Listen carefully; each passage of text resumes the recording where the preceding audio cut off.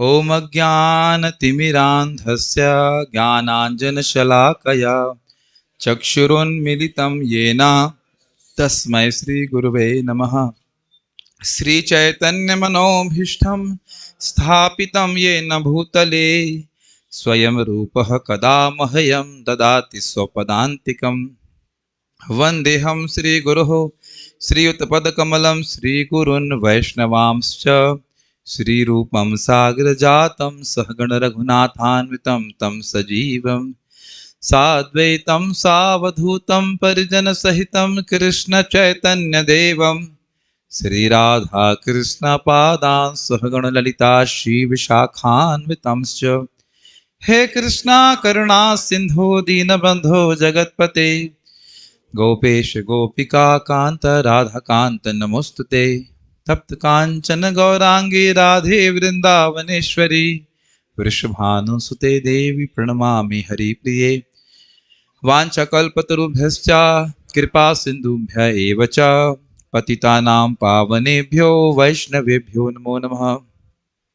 विश्वस्य नाथरूपोऽसौ भक्तिवर्त्मा प्रदर्शनात् भक्तचक्रवर्तित्वात् चक्रवर्ती आख्याभवत्। नमो विष्णुपादाय कृष्णपृष्ठाय भूतले श्रीमते भक्तिवेदांत स्वामिनिति नामिने। नमस्ते सारस्वते देवे गौरवाणी प्रचारिणे निर्विशेष शून्यवादी पाश्चात्य देशतारिणे। यं प्रव्रजन्तमनुपेतमपेतकृत्यं द्वैपायनो विरह कातिराजुहाव पुत्रेति तन्मयतया तर्वोऽभिनेन्दुस्तं सर्वभूतहृदयं मुनिमानतोऽस्मि। यः स्वानुभावमखिलश्रुतिसारमेकम् आध्यात्मदीपमतितितिर्षतां तमोऽन्धं संसारिणां करुणयः पुराणगुह्यं तं व्याससूनमुपयामि गुरुं मुनीनां।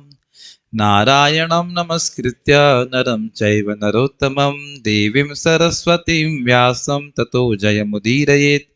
शृण्वतां स्वकथा कृष्णः पुण्यश्रवणकीर्तनः हृदयन्तस्ते भद्राणि विधुनोति सुहृत्सताम्। नष्टप्रायेषु भद्रेषु नित्यं भागवत सेवया भगवती उत्तमा श्लोके भक्तिर्भवति नैष्टिकी। शृण्वतः श्रद्धया नित्यं गृणतश्च स्वचेष्टितं कालिना नातिदीर्घेण भगवान् विशते हृदि। योऽन्तः प्रविश्य मम वाचमिमां प्रसुप्तां सञ्जीवयत्यखिलशक्तिधरः स्वधाम्ना। अन्याश्च हस्तचरणश्रवणात्वगादीन् प्राणान् नमो भगवते पुरुषाय तुभ्यं। यं ब्रह्मा वरुणेन्द्ररुद्रमरुतः स्तुन्वन्ति देव्यैस्तवैर्वेदैः साङ्गपदक्रमोपनिषदैर्गायन्ति यं सामगाः। ध्यानावस्थिततद्गतेन मनसा पश्यन्ति यं योगिनो यस्यान्तं न विदुः सुरासुरगणा देवाय तस्मै नमः। जय श्री कृष्ण चैतन्य प्रभु नित्यानंद श्री अद्वैत गदाधर शिवासादि गौर भक्त वृंद। हरे कृष्णा कृष्णा कृष्णा हरे हरे हरे राम राम राम हरे हरे। हरे कृष्णा। सभी भक्तों का स्वागत है श्रीमद् भागवतम के इस सत्र में।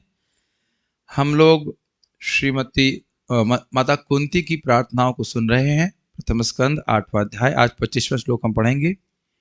कल आप लोगों ने कुछ सुना था कि किस प्रकार की विपदाओं से भगवान श्री कृष्ण ने माता कुंती और उनके बेटों की रक्षा करी थी, और जब उनको इस प्रकार से गिनाया तो हो सकता है कि भगवान सोचें या पूछें कि क्या ये चाहती हो कि विपदाएं दोबारा ना आए, या इन विपदाओं से आप परेशान हो गई हो, ये इसलिए गिना रही हो। तो नहीं, और बड़ी ही क्रांतिकारी प्रार्थना कर रही हैं। क्यों क्रांतिकारी कर रही हैं? क्योंकि जनरली सामान्यतः हम सोचते हैं कि भगवान की भक्ति कर रहे हैं तो सारी कठिनाइयां नष्ट हो जाएंगी, और होता भी है, ऐसे भी नहीं कठिनाई नष्ट नहीं होती है, लेकिन एक विचित्र प्रार्थना कर रही हैं, और प्रसिद्ध प्रार्थना भी है, उसको हम लोग बोलेंगे। मेरे पीछे बोलिए क्या प्रार्थना कर रही, देखते हैं।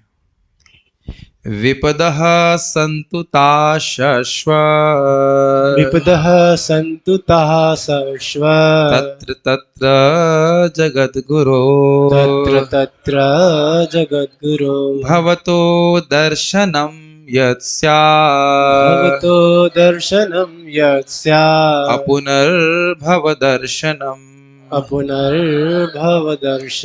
विपदः सन्तु ता शश्व, विपदः सन्तु ताः सर्व, तत्र तत्र जगद्गुरो, तत्र तत्र जगद्गुरो, भवतो दर्शनं यत् स्यात्, भवतो दर्शनं यत् स्यात्, अपुनर्भव दर्शनम्, अपुनर्भवदर्शनम्। विपदः सन्तु ता शाश्वत, तत्र तत्र जगद्गुरो, विपदः सन्तु ताः सर्व, तत्र तत्र जगद्गुरो, भवतो दर्शनं यत् स्यात्, अपुनर्भव दर्शनम्, भवतो दर्शनं यत् स्यात्, अपुनर्भवदर्शनम्। विपदः सन्तु ता शाश्वत, तत्र तत्र जगद्गुरो, भवतो दर्शनं यत् स्यात्, अपुनर्भव दर्शनम्, विपदः सन्तु ताः शश्व, तत्र तत्र जगद्गुरो, भवतो दर्शनं यत् स्यात्, अपुनर्भवदर्शनम्। विपदः सन्तु ताः शाश्वत, तत्र तत्र जगद्गुरो, भवतो दर्शनं यत् स्यात्, अपुनर्भव दर्शनम्, विपदः सन्तु ताः शश्व, तत्र तत्र जगद्गुरो, भवतो दर्शनं यत् स्यात्, अपुनर्भवदर्शनम्। बहुत प्रसिद्ध श्लोक है माता कुंती का, प्रार्थनाओं का। इसको हम देखते हैं अनुवाद।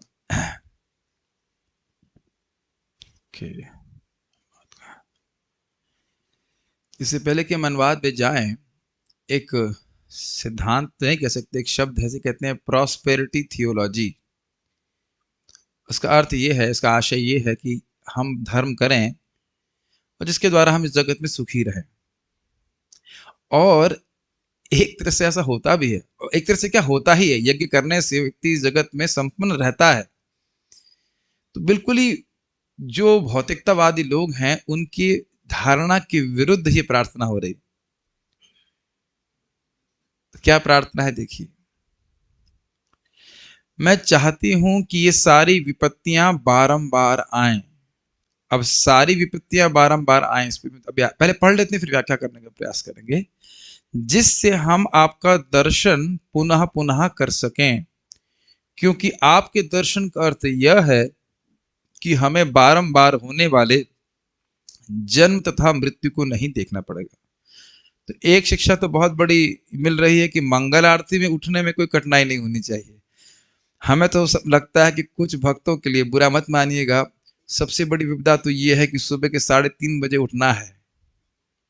आप सब लोगों के लिए नहीं, आप लोग तो सहर्ष उठ जाते हैं, लेकिन प्रायः किसी भक्त को प्रीचिंग करो तो ये सबसे बड़ी कठिनाई है कि उसे सुबह उठना पड़ेगा, और वो जरूर प्रार्थना करेगा ये विपदा भगवान ना आए कि हमें सुबह उठना पड़े। लेकिन अगर सुबह उठ जाता है, भगवान का दर्शन करने जाता है, तो उसको वाकई दोबारा जन्म मृत्यु का चक्र में नहीं आना पड़ेगा। श्रीमद् भागवतम दशम स्कंद 13वां अध्याय, देखिए 39 श्लोक है, यहाँ तक मुझे स्मरण आ रहा है, जिसमें वो बोलते हैं, जब भगवान श्री कृष्ण अघासुर के मुख में प्रवेश कर गए, बाद में मार दिया उसको, तो अघासुर को भगवान ने सारूप्य मुक्ति दी। तो बड़े आश्चर्य कोई कर सकता है कि अघासुर नाम के व्यक्ति, जो नाम ही उसका था पापासुर, उसमें लिखा है दादा भागवती गति शब्द आया है इसमें।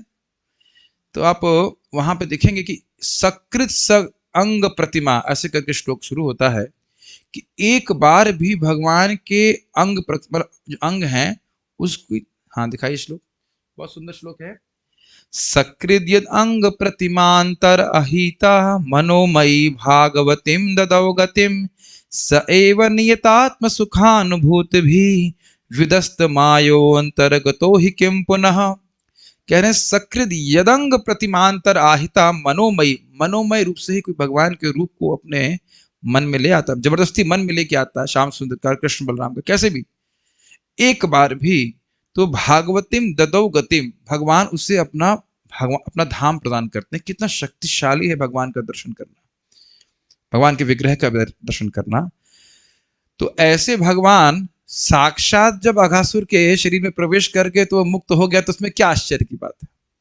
ठीक है, तो कहने का अर्थ ये है कि भगवान के दर्शन होने से व्यक्ति को जन्म मृत्यु रूपी महासंकट का दर्शन नहीं करना पड़ेगा। तो अच्छा है कि नहीं?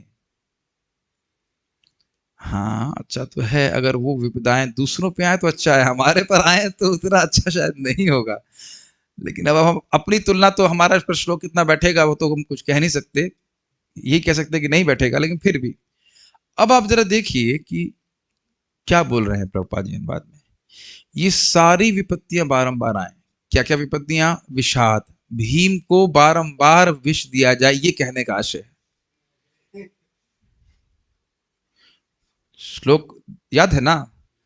मुझे तो याद नहीं। विषान महाग्रे पुरुषाद दर्शनाद असत सभाया वनवास कृच्छ्रतः मृधे मृधे अनेक महारथास्त्रतौ द्रोण्यस्त्राश्चस्म हरे भी रक्षिता। अरे याद हो गया, गुड।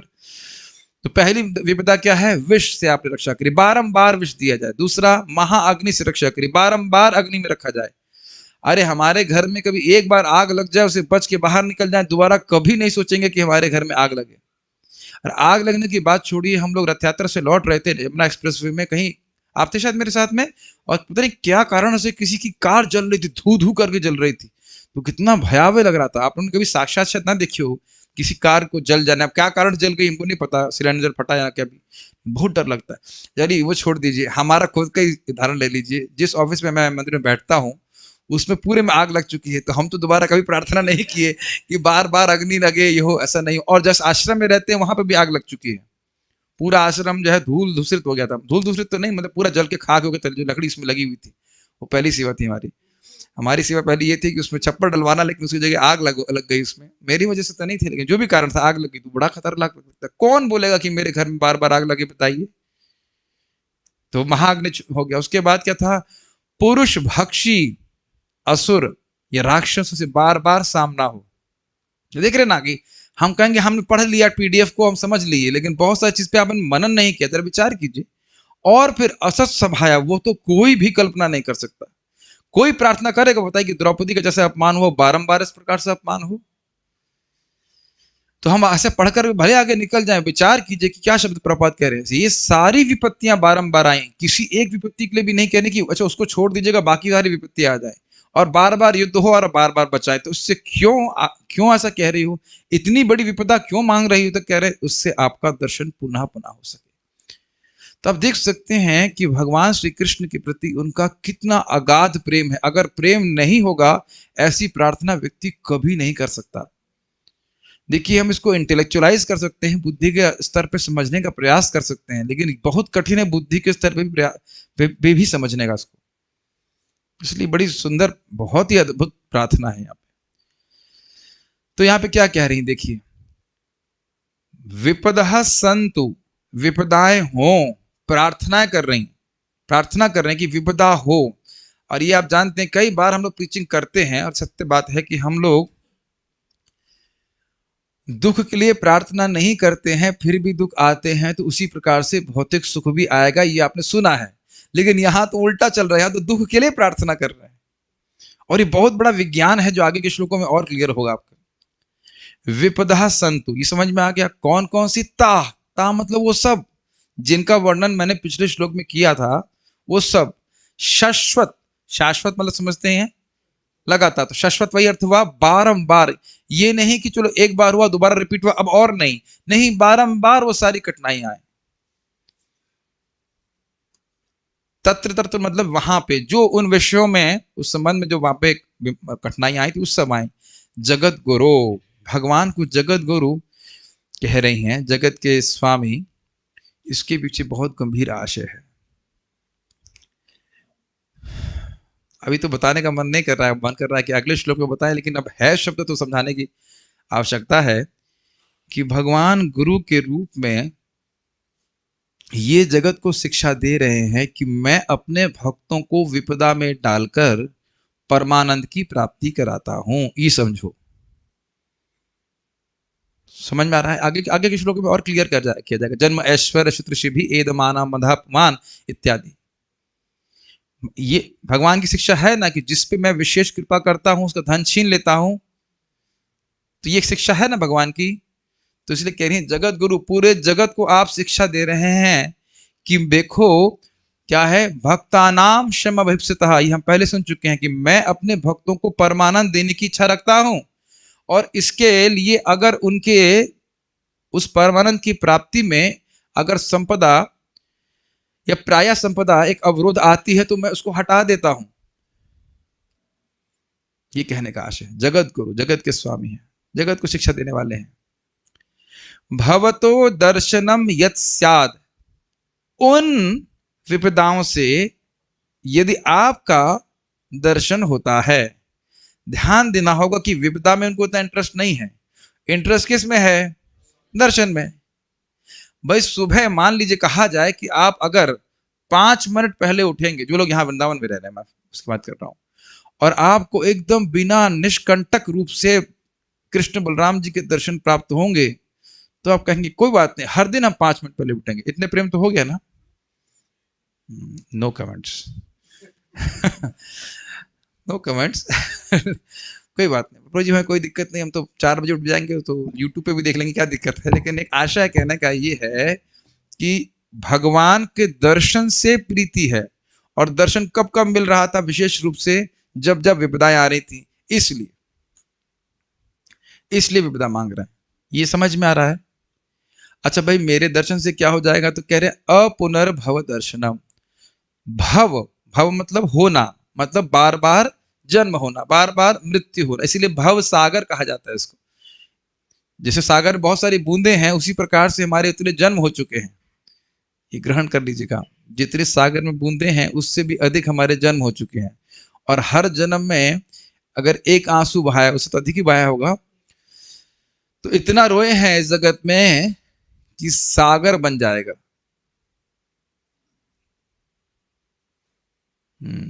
और भगवान का नाम उच्चारण करने से पूरा शोक का सागर समाप्त हो जाएगा। हरे कृष्णा कृष्णा कृष्णा हरे हरे, हरे राम राम राम हरे हरे। तो अपुनर्भव दर्शनम समझ में आ रहा है? भव दर्शनम, भव सागर का दर्शन अब हमको नहीं होगा, क्योंकि आपका दर्शन हो रहा है। जो बार बार भगवान का दर्शन करता है वो तो मुक्त हो ही जाएगा। जैसे अभी आपको मैंने व्याख्या किया था 10.13.39, इस आशय से वो कह रही। तो बहुत बड़ा दुख से हम बच जाएंगे, जो है जन्म मृत्यु का कष्ट। अन्वय देखिए, हे जगत गुरु, हे जगत के स्वामी श्री कृष्ण, तत्र तत्र उन विषयों में, उन विषयों मतलब जिन विषयों का वर्णन पिछले श्लोक में हुआ, ताह ये सारी विपदः विपत्तियां शाश्वत संतु बारंबार आए, यत जिससे जिन विपदाओं से भवतः दर्शनम स्यात्, भवतः का अर्थ होता है आपका, हम आपका दर्शन पुनः पुनः कर सकें। उससे क्या होगा? यत अपुनर्भव दर्शनम स्यात्, क्योंकि आपके दर्शन का अर्थ यह है कि हमें बारंबार होने वाले जन्म तथा मृत्यु को नहीं देखना पड़ेगा। ठीक है, यहां स्पष्ट है कि माता कुंती शुद्ध भक्त हैं। शुद्ध भक्त ही इस प्रकार की प्रार्थना करेगा, यानी कि कष्टों से निवृत्ति की इच्छा भी नहीं। जो भी कष्ट आए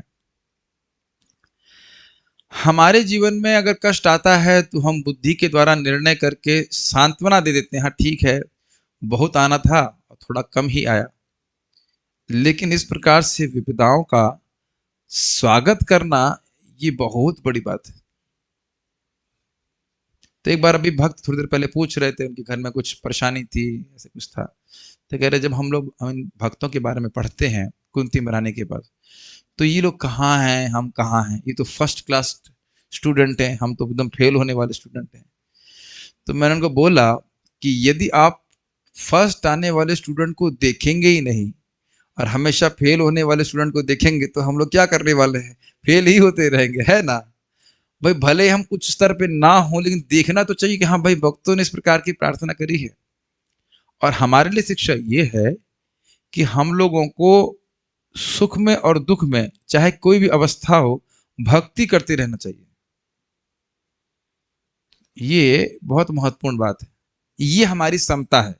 भाई सुख में और दुख में कहने से आशा ये हो गया ना कि सुख और दुख का अनुभव आप कर रहे हो।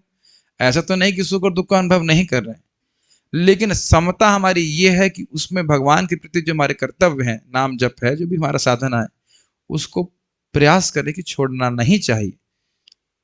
अब स्वाभाविक सी बात है कि बहुत बीमार है तो छूट जाता है, लेकिन कम से कम दुख में तो नहीं छोड़ना चाहिए। कुछ अंतर समझ रहे हैं? मान लीजिए कि बेटी फर्स्ट आ रही थी और अब थर्ड आ गई, तो ऐसा नहीं कि इस दुख की वजह से भगवान की भक्ति छोड़ दें। या फिर बिजनेस कुछ डाउन हो गया तो उसका अर्थ ये नहीं कि अब माला ही छोड़ दें। और ऐसा होता है। मेरी आंखों के सामने एक भक्त, मैं ऑफिस में जब कर रहा था, आए, उनका माला नहीं किए, कह रहे वो मेरी उस भक्त से लड़ाई हो गई। तो हमने कहा लड़ाई आपकी भक्त से हुई थी कि माला से हुई थी? तो भक्त से लड़ाई करो, जितना चाह कर लड़ लो, तुम्हारी इच्छा, लेकिन माला से तो लड़ाई नहीं थी ना। माला ने तो कोई अपराध नहीं किया ना आपके प्रति, माला क्यों नहीं की? तो लोग छोटी छोटी बात में उद्विग्न होकर के भगवान का भजन छोड़ देते। देखिए माता कुंती के पर कितना कष्ट आया, फिर भी वह भगवान की निष्ठा से विरत नहीं हो रही। एक और बड़ी इंटरेस्टिंग बात, अभी एक भक्त मुझे बोले, मैं भक्ति कर रही हूँ 2-3 महीने से, काफी लंबा समय हो गया, और भगवान का कोई रेसिप्रोकेशन नहीं है, भगवान कोई आदान प्रदान नहीं कर रहे हैं, तो कुछ जम नहीं रहा है। और कितनी बेईमानी है, कम से कम 15 दिन पहले वो खुद ही बोली, आज प्रभु जी जब बहुत अच्छा हुआ। फिर उनको मैं याद दिलाया, 15 दिन पहले बोली थी ना तुम कि तुम हमारा जब अच्छा हुआ। तो भगवान रेसिप्रोकेट किया है कि नहीं की, बताइए? और नहीं, और ऐसा लग रहा है कि आपको रेसिप्रोकेट नहीं कर रहे हैं, ऐसा कभी होता ही नहीं है।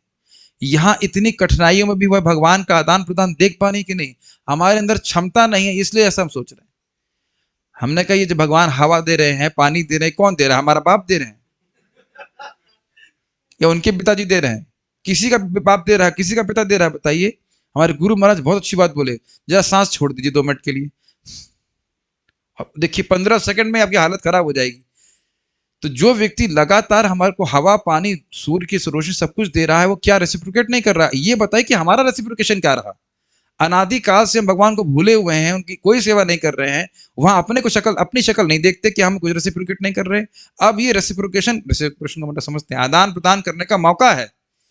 तो यहां ना देखें कि हम अपनी गलती नहीं देख रही, अनादि काल से कब से हम भगवान को भूले बैठे हैं, और भगवान यहाँ पे हम 2 महीना हुआ जब करते हुए भगवान प्रकट नहीं हो रहे हमारे हृदय में। ये भावना भक्ति नहीं होती है। तो अगर वाकई चाहते हैं भगवान का दर्शन हो, तो किसी भी परिस्थिति में हमको भक्ति करने की ट्रेनिंग प्राप्त होनी चाहिए, जैसे कि यहाँ पे आप देख रहे हैं। इसीलिए चाहे वो माता जी हो, चाहे वो प्रभु जी हो, सबकी भक्ति की ट्रेनिंग ऐसी होनी चाहिए जैसे भारत के कमांडो की ट्रेनिंग होती है, ताकि वो किसी भी परिस्थिति में युद्ध कर सके। समझ रहे हैं मेरी बात? मैं जब इससे पहले मैं आगे जाए, मैं जब कर रहा था, हम लोग रोज जब करते हैं, तो एक माता जी को मैंने बोला, मैंने कहा माता जी, आपको माता जी नहीं बोलता हूँ, मैं ऐसे बोलता हूँ, कमांडो दीप्ति। अब जैसे बोल देंगे कमांडो दीप्ति, अगर यही माता जी आर्मी में होती तो उनकी मनोभावना बिल्कुल अलग होती, हाँ मैं कमांडो हूं। समझ रहे हैं मेरी बात? और मैं समझता हूँ स्त्रियों को भी जब आर्मी में रखते, एडमिशन लेते होंगे, तो ये नहीं कहते खाली रोटी बनाओ उनकी भी वैसे ही सख्त ट्रेनिंग होती होगी, ताकि हम इन कठिन परिस्थितियों में भी भगवान का भजन करें। सिंपल शब्दों में, when the going gets tough, the tough gets going. सुना है आपने?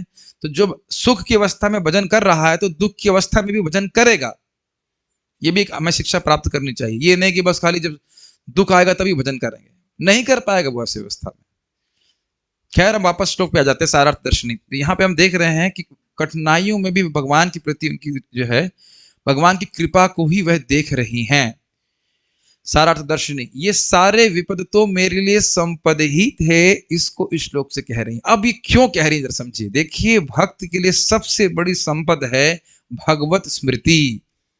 बस ये समझ लीजिए। मैं फिर से रिपीट कर रहा हूं, भक्तों के लिए या किसी भी व्यक्ति के लिए, लेकिन स्पेशली भक्तों के लिए सबसे बड़ी संपत्ति समझते हैं, संपत्ति, वैभव है भगवान की स्मृति। जितना भगवत स्मृति हो गई उतना ही व्यक्ति संपदवान है, या फिर कह सकते हैं धनवान है। इसको अन्यत्र कहा गया है कि भगवान तद, क्या श्लोक है, तन महत छिद्रम, वही सबसे बड़ा दोष है, वही सबसे बड़ी गलती है कि क्षणम मुहूर्तम वापि, एक मुहूर्त के लिए, एक क्षण के लिए भी अगर भगवान वासुदेव का विस्मरण हो जाए। अब समझ में आ रहा है, श्लोक शास्त्र का श्लोक है। तो कह रहे हैं कि इन सभी परिस्थितियों में कृष्ण का प्रगाढ़ स्मरण हुआ कि नहीं हुआ।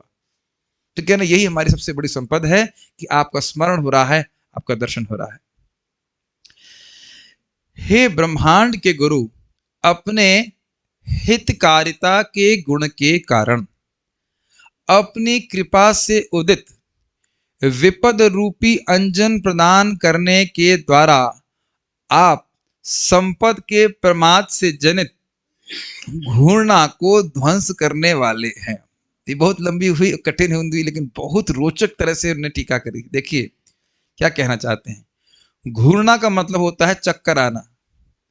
घूर्णा शब्द नहीं सुने आप? उद्घूर्णा, घूर्णा का मतलब होता है ऐसे से चक्कर आना। तो जब कोई व्यक्ति शराब इत्यादि पी लेता है तो उसको चक्कर आने लग जाते हैं। हमें तो अनुभव कुछ है नहीं, लेकिन हमने देखा है लोगों को। आप लोग शायद में से, आप लोग कुछ लोग अनुभव भी हो सकता हो, पता नहीं, हमने समझ रहे ऐसा है कोई यहाँ पे। लेकिन शराब पीने के बाद व्यक्ति को घूरना आने लगती है, उसको लगता है पूरा दुनिया घूम रही है, ऐसा सुना है मैंने। तो कह रहे हैं कि संपद, जब किसी की संपद मतलब भौतिक संपदा जब किसी के दिमाग में, जब इसके पास आ जाती है तो उसको एक प्रमाद, एक पागलपन चढ़ जाता है। तो उस पागलपन से उसका दिमाग घूमने लगता है, वो समझ ही नहीं पा रहा है कि जगत में वो कुछ समय के लिए है और उसके बाद चला जाएगा। ये स्पेशल गुण है धन का। ये धन की जो से उत्पन्न जो मद है, इसको आगे भी हम सुनने वाले हैं। जो धन से उत्पन्न मद है वह व्यक्ति को प्रमादित कर देता है, पागल कर देता है। तो और आप जान रहे हैं कि जो व्यक्ति के दिमाग में घूरना है, घूरना मतलब समझ चक्कर आ रहा है, तो उसको वस्तुएं यथावत नहीं दिखाई पड़ेंगी। जैसे अभी आप कभी देखे हैं बचपन में, आप एक झूले में खेले होंगे जो गोल गोल घूमता है कस के, नहीं खेले कभी? चक्री कहते थे। और जब उस चक्री से उतरते थे तो आपको लगता था कि अरे पूरा दुनिया घूम रही है। या कभी आपने देखा होगा बच्चे से गोल गोल घूमते हैं तो कुछ समय के बाद उनको लगता है कि अरे दुनिया घूम रही। दुनिया नहीं घूम रही, तुम्हारा दिमाग घूम रहा है कि नहीं? तो कह रहे हैं कि अब जान रहे हैं कि ये जो जीव है ये संपत्ति के कारण बहुत घूरना, उसके दिमाग घूम रहा है, वो ठीक ठीक वस्तुओं को देख नहीं पा रहा। ये तो आशा है घूरना कहने का। तो कह रहे हैं इसके ऊपर विपद रूपी अंजन लगा देते हैं। अंजन समझते हैं? लेप, एक लेप लगा देते हैं तो उसकी दृष्टि ठीक हो जाती है। तब वो मान लो प्रश्न करे करते क्यों है, तो कहते हैं अपनी कृपा से ही करते हैं। अच्छा, कृपा क्यों करते हैं? क्योंकि हितकारी हैं, वह उस व्यक्ति का हित करना चाहते हैं। देखिए इस जगत में कोई कितना भी संपन्न हो, भगवान की सेवा से च्युत व्यक्ति, जो भगवान की सेवा से सुख को नहीं प्राप्त किया है, वो नितांत भिखारी ही है। और संपद में होने के कारण व्यक्ति को, यह बहुत अधिक संपदा होने के कारण व्यक्ति को ये भाव हो जाता है मैं तो ठीक हूं, आई एम ओके। मैंने एक व्यक्ति को पूछा जिनको कोलाइटिस था, डायबिटीज था, बहुत सारी बीमारी थी, तो मैंने कहा आपको दुख नहीं लगता? नहीं, हम तो ओके हैं। इतना दुख भोगने के बाद भी व्यक्ति को लगता है कि ओके। या फिर सोचिए, प्राय लोग धन कमा के क्या करते हैं? हाँ, गर्मी आएगी तो एसी लगा देंगे, कुछ बीमारी आएगी तो हम दवा खा लेंगे, इत्यादि इत्यादि। बेटा मृत्यु का क्या करोगे?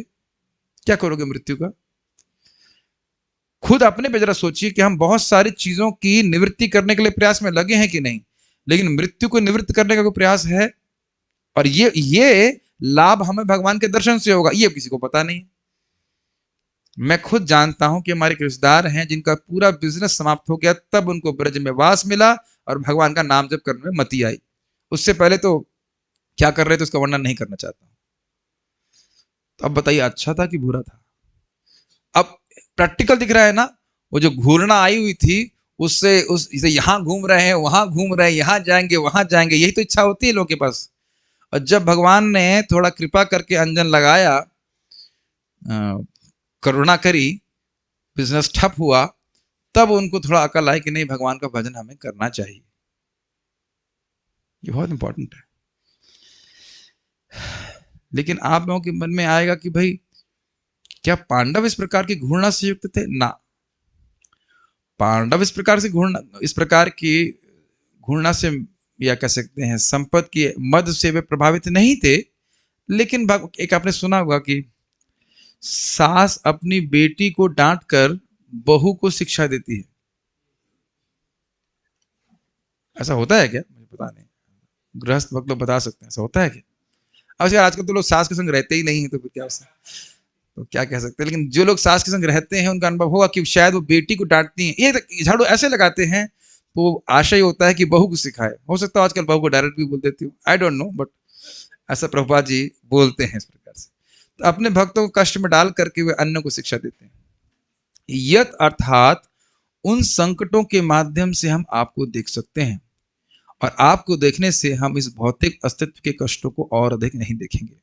इस संबंध में परम पूज्य वैष्णव महाराज मुझे कथा बता रहे थे, असली घटना।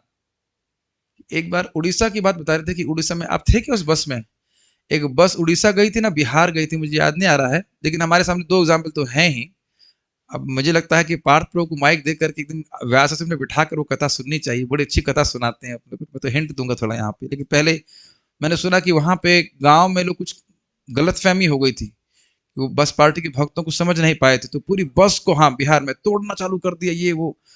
और रामवीर ड्राइवर भी थे वहाँ पे। तो अब और लगा कि बस में आग लगा देंगे, डंडा मार रहे हैं बस में। अब भक्तों की हालत खराब। तो महाराज, पता नहीं महाराज उसमें थे नहीं, मुझे पता नहीं, शायद महाराज थे, हाँ। तो महाराज मुझे बता रहे थे कि उस समय जो नरसिंह आरती गाई हमने वो नरसिंह आरती हमने जिंदगी में कभी नहीं गाई। समझ गए? तो इस प्रकार की नरसिंह आरती जो है वो हमेशा का करंट बन गया उनका, सभी भक्तों का। तो पता नहीं क्या हुआ, किसी तरह से वो ड्राइवर ने बस चालू करी, बस को लेकर के वो आगे बढ़ गए। तो ये रहता है। शायद आप लोगों को कभी ऐसा अनुभव हुआ होगा कि रात्रि में कभी कभी ऐसा लगता है कि कोई भूत हम पर आ गया है, कोई दबा रहा है। तो उस टाइम जो नरसिंह आरती चालू होती है वो बिना करताल के भी बहुत बढ़िया होती है कि नहीं? अब तो कोई बचाने वाला नहीं है, नरसिंह देव ही है।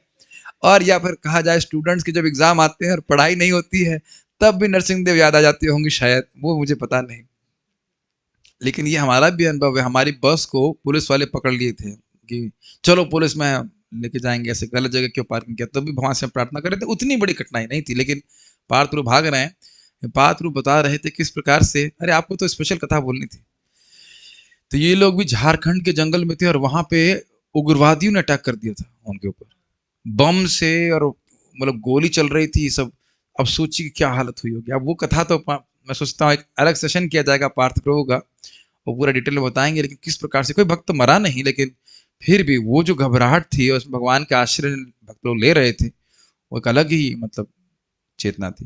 तो हम देख रहे हैं कि कई बार भक्तों के जीवन में महान कष्ट आता है और उसमें भगवान की स्मृति बहुत अधिक होती है। गजेंद्र का केस तो आप जानते हैं, गजेंद्र किस प्रकार से बड़े संपद में थे, बहुत सारी हथनियां थी उनके साथ में, लेकिन भगवान ऐसा विशेष कष्ट दे दीजिए जिससे उनका हमेशा हमेशा के लिए कष्ट नष्ट हो गया। ओके, क्रम संदर्भ, आज स्पेलिंग ठीक है। अब ये एक ऐसा अर्थ लेते हैं जिसकी आप लोग कल्पना भी नहीं कर सकते। मैं इसीलिए भक्तों को बोल रहा था कि पूरे दिन में अगर एक श्लोक मैं तैयार कर लिया तो मेरा वो पूरा दिन सफल मानता हूं। पूरा दिन एक श्लोक की अंडरस्टैंडिंग इतनी अद्भुत है। मैं पढ़ूंगा फिर समझाने का प्रयास करूंगा। वे विपद जिनमें आपका दर्शन होता है वे ऐसी विशेष स्थिति को प्रस्तुत करते हैं जो अपने जैसे माधुर्य के अभाव में पुनः प्रकट नहीं होंगी, अपुनर्भव। इसका अर्थ क्या है? कहने का अर्थ है कि विपदाओं में जो आपका विशेष स्मरण होता है वो, जिसमें और आपके स्मरण में जो विशेष माधुर्य होता है वह अन्य अवस्थाओं में उसका अभाव होता है। तो जब तक विपदा नहीं आएंगी दोबारा उस प्रकार के माधुर्य का अनुभव नहीं होगा, अपुनर्भव। उस माधुर्य का भव प्राकट्य होना नहीं होगा अगर विपदा ना आए। कुछ समझ में आया? ये ऊपर से गया। देखिए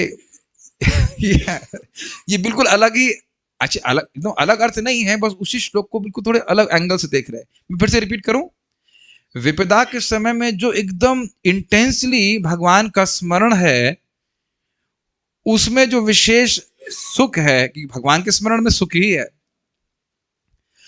तो वो होगा नहीं, वैसा माधुर्य का अनुभव होगा नहीं अन्य अवस्थाओं में।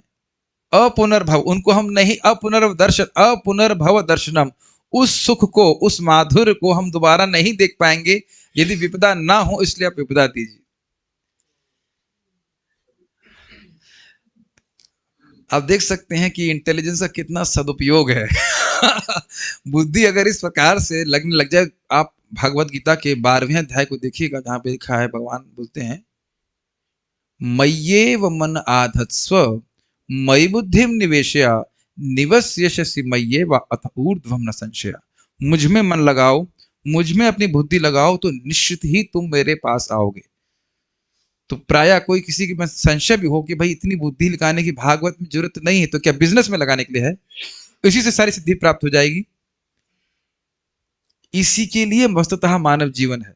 हम बिजनेस के उपलक्षण से और कोई भी भौतिक कार्य ले लीजिए, हम केवल बिजनेस करने वालों पर नहीं बोल रहे हैं, आक्षेप नहीं कर रहे हैं। हाँ ठीक है, जितना आपको जीवन चलाने के लिए चाहिए करिए, लेकिन मुख्य बिजनेस तो हमारा श्रीमद् भागवतम को समझने के लिए, जो भक्तों ने इस प्रकार से आस्वादन किया है। तो हम तो भगवान की अतिशय कृपा मान रहे हैं कि इस प्रकार से महाराज जी अनुवाद भी कर दिए हैं, परम पूज्य भानु महाराज, तो वहां से सहायता मिल जाती है। लेकिन ये अर्थ मुझे बड़ा अद्भुत लगा। ये मैं आपसे क्विज में जरूर पूछूंगा कि क्रम संदर्भ में क्या अर्थ रखा गया था। ये कठिन है, समझ में आ गया सबको या कुछ कठिनाई हो रही है? उम्मीद है कि आ गया होगा। बाल प्रबोधिनी, यही भगवान की लोक विपरीत लीला है। लोक मतलब समाज में जो प्रचलन है उससे विपरीत लीला है कि अपने भक्तों को विपद में डालकर उनको परमानंद देते हैं। अगर अभी भी विश्वास नहीं है तो ये पता है कि नारद जी भी बहुत सुख में हैं। सुख में है कि नहीं? असीमित सुख में ही मानते हैं। और उनकी अम्मा को मार दी भगवान, माँ को मार दिए ना। कितनी उम्र में थे? 5 साल की उम्र में। कितने क्रूर है ना भगवान हमारे। अच्छा, ध्रुव महाराज को गोद से फिकवा दिए थे, कितने साल के थे? 5 साल के। ये सारे 5 साल के बच्चों से सारी दुश्मनी निकालते हैं क्या भगवान? लेकिन 6-7 महीने में ही भगवान मिल गए कि नहीं? तो ध्रुव महाराज के संग अच्छा किया कि बुरा किया? अजामिल का पतन भी कहीं ना कहीं भगवान की व्यवस्था से हुआ। अच्छा हुआ बुरा हुआ? महाराज इसमें बोल रहे थे कि ये कहना बड़ा मुश्किल है कि अजामिल के संग अच्छा हुआ कि बुरा हुआ, क्योंकि अगर उसका पतन नहीं होता और बाद में नारायण नारायण नहीं बोला होता तो उसका उद्धार भी नहीं होता। तो ये कहना बड़ा मुश्किल है कि भगवान क्या करना चाहते हैं। लेकिन एक बात सीधी है कि अपने भक्तों को विपदा में डाल करके, डालने का आशय यही है कि आगे जाकर के वह इनको बहुत सुख प्राप्त हो। प्रभुपाद जी को देख, प्रभुपाद जी तो शुद्ध भक्त हैं ही, लेकिन प्रभुपाद जी का बिजनेस ठप हो गया था कि नहीं? फिर आगे प्रभुपाद जी कितना, अगर वही रहते तो शायद उतना प्रचार नहीं कर पाते जितना कि इस प्रकार से खुलकर प्रचार कर रहे थे। तो हम देखते हैं कि विपदा आती है और ये भक्तों के लिए अच्छी है, भले ही उस समय ना समझ पाए। आपको याद हो परम पूज्य वृंदावन चंद्र महाराज इस बात को बोले थे कि भगवान की बुद्धि को आप अपनी बुद्धि से समझने का प्रयास ना करें, क्योंकि समझ में नहीं आता कि यहां क्यों आज हमें कष्ट हो रहा है, लेकिन कितने बड़े कष्ट से भगवान हमको बचाने के प्रयास में लगे हैं सदा ही। इसको हमें अपनी बुद्धि से समझने का ना प्रयास करें, शास्त्र से समझना पड़ेगा। भागवत में आगे आप देखने वाले हैं, भगवान कहते हैं कि सदा ही, ऋषभदेव कहते हैं जो भगवान का भजन कर रहा है भगवान सदा उसके हित के बारे में सोचते हैं। समझ रहे हैं इस बात को? एक परम पूज्य गौर कृष्ण महाराज का एक कहावत वो क्या करते थे, नारायण जिस पे कृपा करता देत 3 वरदान, रोगी और निर्धन करता जगत में होत असम्मान। ऐसे कर कुछ बोल रहे थे कि 3 वरदान देते हैं नारायण, रोगी करते हैं, निर्धन कर देते हैं और जगत में सम्मान नहीं मिलता है। तो फिर कातर होकर वह भगवान कृष्ण को पुकारता है। लेकिन ये भगवान की विशेष कृपा है, हम सब पर इतनी विशेष कृपा होती नहीं है। तुरंत नहीं करते हैं भगवान, तो घबराइए मत।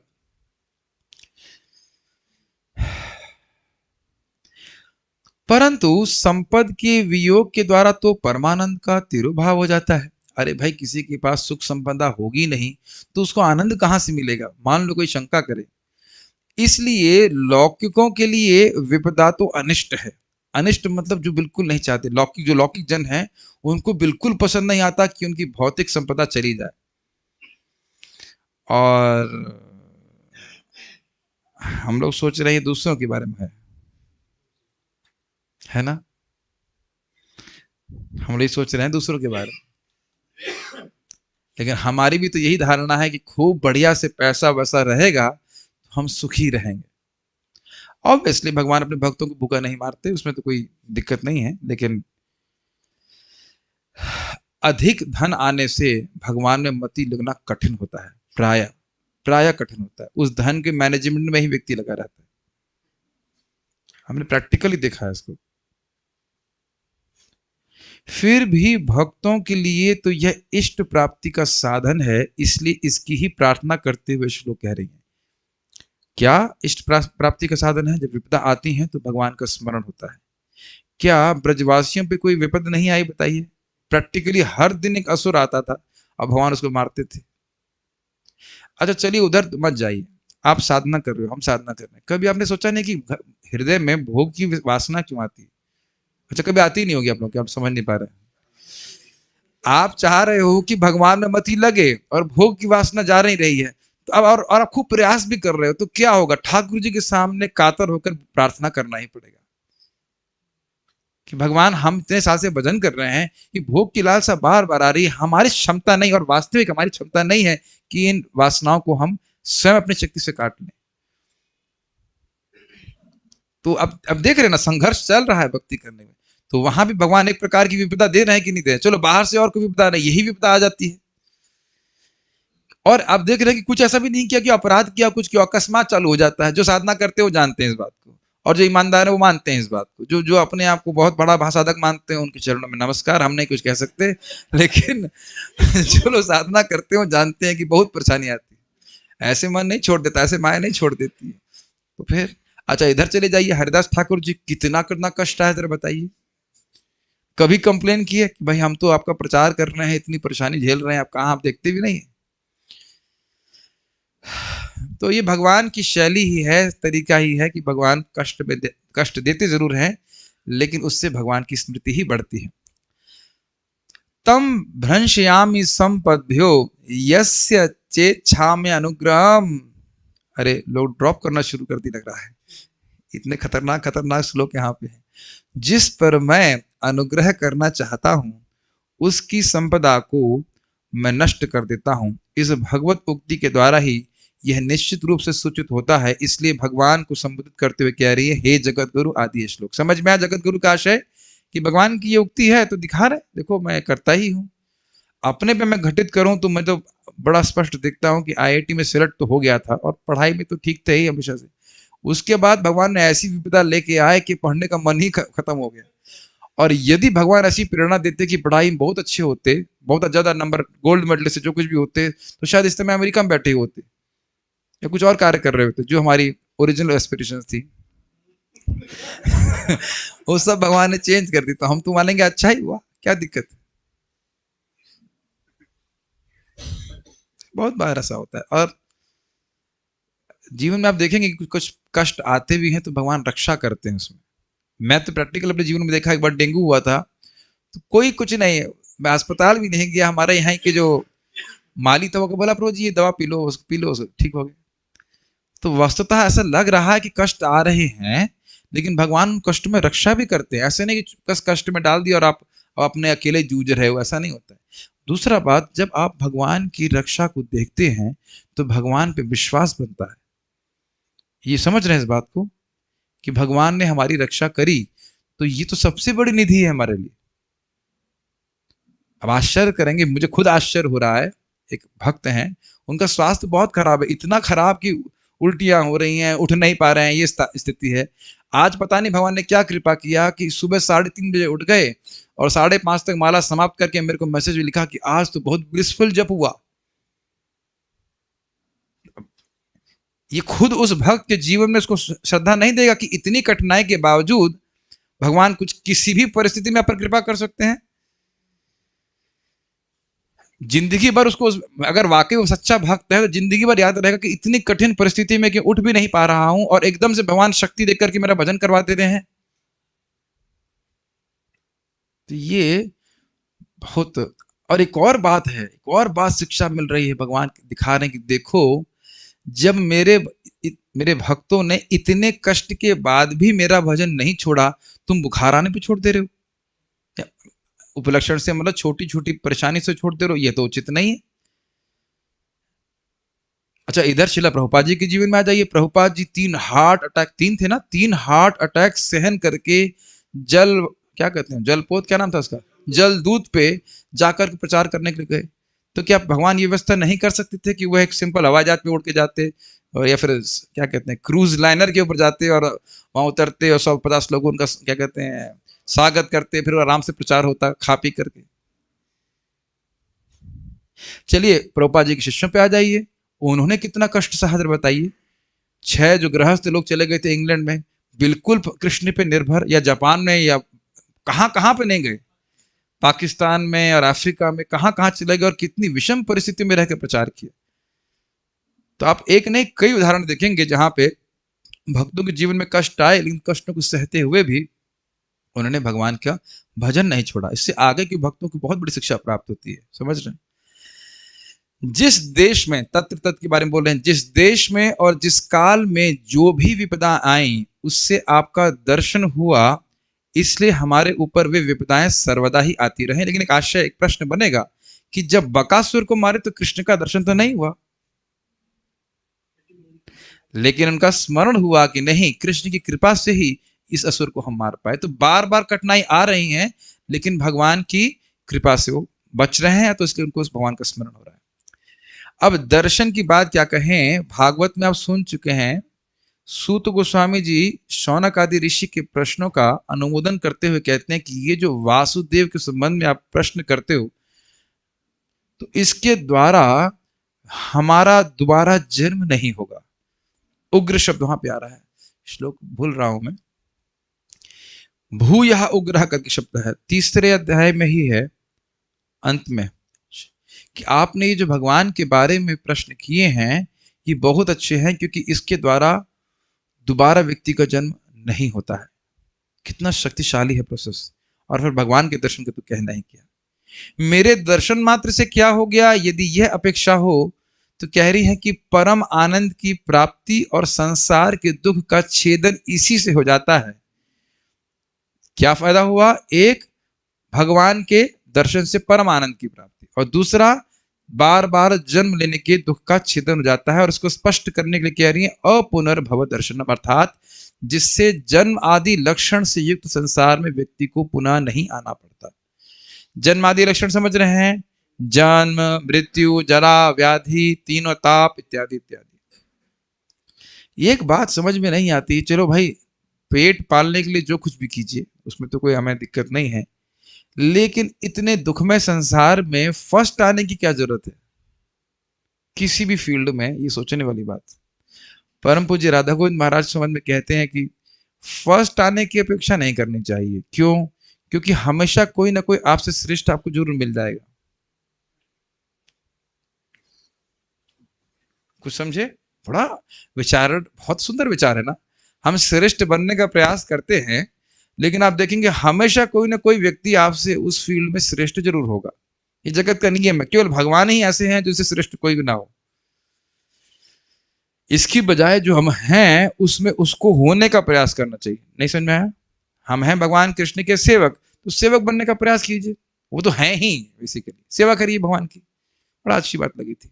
तो एनी हाउ, इस प्रयास से होता क्या है, जो बार बार व्यक्ति महान बनने का प्रयास कर रहा है, तो दोबारा जन्म लेना पड़ता है।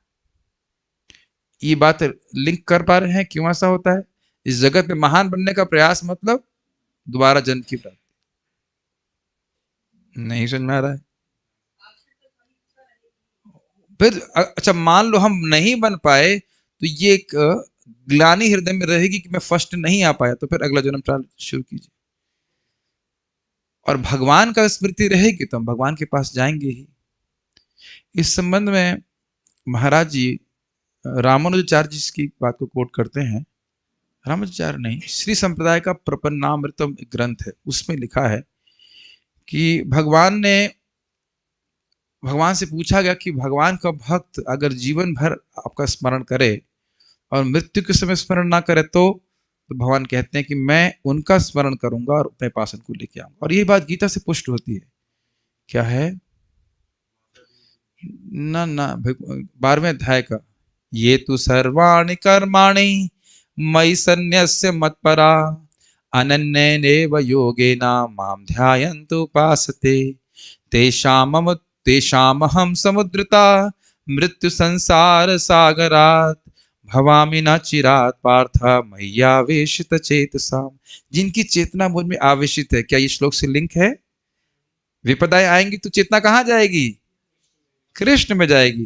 तो कह रहे हैं मय्यावेशित चेतसाम, जिनकी चेतना मुझ में आवेशित है तो उनके लिए बहुत समय नहीं लगेगा, मैं स्वयं उनको जन्म मृत्यु के सागर से लेके चला जाऊंगा। रोज हम लोग सुबह गाते हैं ना, एताम आस्थाय वाले श्लोक में भक्त हाथ उठा रहा है और वो सागर में गिरा हुआ है और भगवान गरुड़ से उतर कर, मतलब गरुड़ पर चढ़े हुए हैं और एक हाथ उसको बढ़ा रहे हैं उसको उठा लेने के। इस प्रकार से किन भक्तों की? जिनकी चेतना भगवान ने आवेशित है। लिंक समझ रहे हैं? दुख आता है तो चेतना कहां जाती है? भगवान के पास जाती है। तो इससे क्या होगा? दोबारा इस जगत में हमें जन्म नहीं लेना पड़ेगा। एक नोट यहां पे दी गई, आचार्य और एक बात रखते हैं, कहते हैं अपुनर्भव दर्शनम का एक अर्थ यह भी है कि व्यक्ति को जीवन मुक्तों का दर्शन हो पाता है, क्योंकि वह मुक्त होकर भगवान के धाम को चला जाता है। आपके दर्शन से अपुनर्भव दर्शनम स्यात्, जिन लोगों का दोबारा जन्म नहीं होता है उनका दर्शन होगा। नहीं समझ में आ रहा कुछ? क्या देख रहे विस्तार, कहां कहां वो लोग सोच रहे हैं। मुझे बड़ा सुंदर अर्थ समझ में आ रहा है। अपुनर्भव दर्शनम, तो जिन लोगों का दोबारा जन्म नहीं होता, वैकुंठ वासियों का, उनका दर्शन मिलेगा, उन भक्तों का संग हमको प्राप्त होगा। उधर चले जाइए ध्रुव महाराज भी यही कह रहे, भगवान के सामने कहते हैं हमें भक्तों का संग दीजिए जहां मैं आपका श्रवण कीर्तन कर सकूं। वही अर्थ है। इसी प्रकार से नारद जी से जब प्रचितागण मिलते हैं तो कहते हैं कि भगवान ने बोला था कि आप आप हमको मिलेंगे दोबारा नहीं, अब हमको आपका दर्शन प्राप्त होगा। तो भगवान के दर्शन के बाद भी शुद्ध भक्तों का संग अपेक्षणीय है। अपेक्षणीय मतलब इसकी अपेक्षा रखी जाती है ताकि उनके संग में बैठ करके हम भगवान की कथा सुन सकें। ठीक है। तात्पर्य प्रभुपाद जी का, सामान्यतः दुखी, जरूरतमंद, बुद्धिमान तथा जिज्ञासु लोग जिन्होंने कुछ पुण्य कर्म किए हैं, वे भगवान की पूजा करते हैं या पूजा करना प्रारंभ करते हैं। श्लोक किसी को याद है? चतुर्विधा भजन्ते माम जना सुकृतनो अर्जुना अर्थार्थ जिज्ञासु ज्ञानी च भरतर्षभ। तो ध्यान देना ये होगा कि अगर कोई दुखी है, जरूरतमंद है या विद्यमान है या जिज्ञासु है, लेकिन पुण्यात्मा नहीं है तो भगवान के पास नहीं आएगा। पुण्यात्मा होगा तो भगवान प्रेरित करेंगे, तुम इस अवस्था में मेरे पास आओ, ये कहने का आशय। अन्य लोग जो दुष्कर्म से ही फलते फूलते हैं, चाहे वे जिस स्तर के हों, माया द्वारा भ्रमित होने के कारण भगवान के पास नहीं पहुंच पाते। क्या श्लोक है? नमाम दुष्कृत नो मूढ़ा प्रपद्यन्ते नराधमा माया अपहृत ज्ञान आसुरम भावमाश्रितः। मूढ़ जो गधे की तरह काम करते रहते हैं, बोरा उठाते रहते हैं और खाने के लिए खुद भी नहीं मिलता। नहीं, मैं किसी भक्त के नहीं बोल रहा हूँ, ऐसा अपराध में नहीं कर रहा हूँ। आप लोग भक्ति कर रहे हो उनके ऊपर नहीं बोल रहे हैं भाई। हर किसी को 8 घंटा काम करने के लिए होता है, लेकिन कुछ लोग इतने लगे पड़े हैं, 14, 15, 16 घंटे काम कर रहे हैं और उनको खाने के लिए भी नहीं है। तो ये सब आता है। उधर हम व्याख्या नहीं कर रहे हो, गीता में आप जानते हो इस बात को। तो लोग कुछ मूर्ख हैं, उसके बाद क्या है? नराधम है, कहते क्या भगवान कुछ है ही नहीं। उसके बाद माया अपहृत ज्ञान है, साइंटिस्ट हैं लेकिन उनके ज्ञान को माया ने हरा हुआ है। और आसुर है, यानी कि कहते हैं भगवान तो निराकार है। ये सब प्रभुपाद वहां व्याख्या करते हैं, आप उसको भगवद गीता में पढ़ लीजिएगा। तो वो भगवान के पास नहीं आते, अर्थात जो भगवान के पास नहीं आ रहा है वो दुष्कृतिवान है। हाँ, ऑब्वियसली उसमें ये लोग हो सकते हैं जो सुकृतिवान हैं लेकिन उनको भगवान के पास आने का मौका नहीं मिला है, वो हो सकता है। लेकिन कुछ लोगों को मौका दिए जाने के बाद भी नहीं आते हो। तो कारण यही है कि हृदय में भगवान ऐसी प्रेरणा नहीं दे रहे। क्यों नहीं दे रहे हैं? बुरे काम किए। तो बुरे काम करने वालों को भगवान ऐसी प्रेरणा नहीं देते कि तुम दुख में मेरे पास आओ। अतएव पुण्यात्मा के लिए संकट आने पर भगवान के चरण कमलों का आश्रय लेने के अलावा अन्य कोई विकल्प नहीं होता। वापस चले जाइए, वापस मतलब जो लोग जानते हैं गजेंद्र के केस में, गजेंद्र पिछले जन्म में बहुत भजन किए, अगले जन्म में शाप के कारण वे हाथी बन गए, लेकिन अकस्मात उनको जो गजेंद्र मोक्ष के रूप में सॉरी व्याख्यान नहीं मतलब अरे प्रसिद्ध जो स्तुतियां हैं वो कैसे याद होंगी बताइए, भगवान ने स्मृति दिलाई। तो अच्छे कार्य करना ये बहुत जरूरी है, आगे जाके ये बहुत काम आने वाले हैं, स्पेशली जब एग्जाम आएगा। भगवान के चरण कमलों का निरंतर स्मरण करने का अर्थ है जन्म मृत्यु से छूटने की तैयारी करना। वैसे तो देखिए किसी भी तरह कोई आए अच्छी ही बात है, लेकिन एक भक्त को अपने बोला आप आइए कथा में, कहते हैं हमें कुछ भगवान हमारा आदान प्रदान नहीं कर रहे। हमने कहा आप अपनी गाड़ी को एक ही पटरी पे दौड़ा रहे हैं, आप केवल नाम उच्चारण कर रहे हैं, भगवान की कथा नहीं सुन रहे। दोनों चीज पे चलाएंगे तो समझ में आएगा भगवान किस प्रकार से आदान प्रदान कर रहे हैं। भक्तों का संग दे रहे हैं, ये सबसे बड़ा भगवान की कृपा है। ध्यान दीजिएगा, मैं फिर से रिपीट कर रहा हूं, भगवान ने एक तो मनुष्य जन्म दिया है और मनुष्य जन्म में भी भक्तों का संग दिया है, प्रमाणिक भक्तों का संग दिया है, जिसके द्वारा हम समझ पा रहे हैं ठीक ठीक कि इस जगत से बाहर कैसे निकलना है। इससे बड़ा आशीर्वाद भगवान के पास है ही नहीं, ये समझ लीजिए। कि आप उससे कहें कि उससे बड़ा आशीर्वाद दे तो है ही नहीं, अपने मन से बोल रहे हैं कि ना। क्या श्लोक है वो, दुर्लभ नहीं, श्लोक इसी भागवत में बहुत सुंदर आता है, 2 बार भागवत में बोला गया है। एक बार शिव जी को बोल रहे हैं प्रचेतागण, और परीक्षित महाराज जी बोल रहे हैं सुखदेव गोस्वामी को। तुल्यामा लवे नापी न पुनर्भव न अप तुल्यामा लवे नापी न स्वर्गम न पुनर्भवम मर बहुत सुंदर श्लोक है।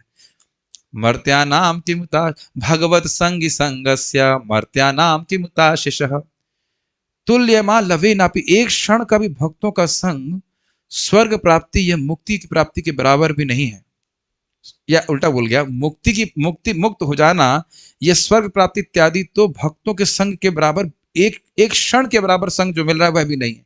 भगवत संगी संगस्या मर्त्या नाम की मताशिषा, भगवान इससे बड़ी आशीष उन लोगों के लिए जो सर्वथा निर्यमाण है, मरणशील है, उससे बड़ा आशीष भगवान के पास नहीं है कि जो भगवत संगी है, जो भगवान में आसक्त है, उनका संग उनको प्राप्त हो। क्यों? क्योंकि और किसी तरीके से भगवान में आसक्ति जागृत हो ही नहीं सकती। मतिर न कृष्ण परतः सतो हुआ। तो मैं कल ये बोल रहा था, इस आशा से बोल रहा था कि भगवान ने हमको मौका दिया है कि हम भगवान का स्मरण भक्तों के संग में आकर कर सकते हैं, और जैसे जैसे करते जा रहे हैं वैसे वैसे जन्म मृत्यु के चक्र से छूटते जा रहे हैं। अब इसमें तो बहुत सारी बातें खुलती चली जाएंगी, अंग आप इसके लिए होमवर्क के रूप में 2-3-17 पढ़ लीजिएगा, आयुर्हरति वै पुंसाम। बहुत लंबी इस पर व्याख्या हो जाएगी, इस तरह मैं नहीं जा रहा हूं, लेकिन भगवान का स्मरण करना मतलब जन्म मृत्यु के चक्र से छूटना। बाकी हमने जो कुछ भी जगत में किया, मृत्यु से मुक्त नहीं हुए तो फिर ठन ठन गोपाल, ये सोच लीजिएगा। अतः भले ही तथाकथित आपत्तियां आए, अब बड़ा सुंदर प्रभुपाद जी का तात्पर्य है, बहुत सुंदर तात्पर्य है।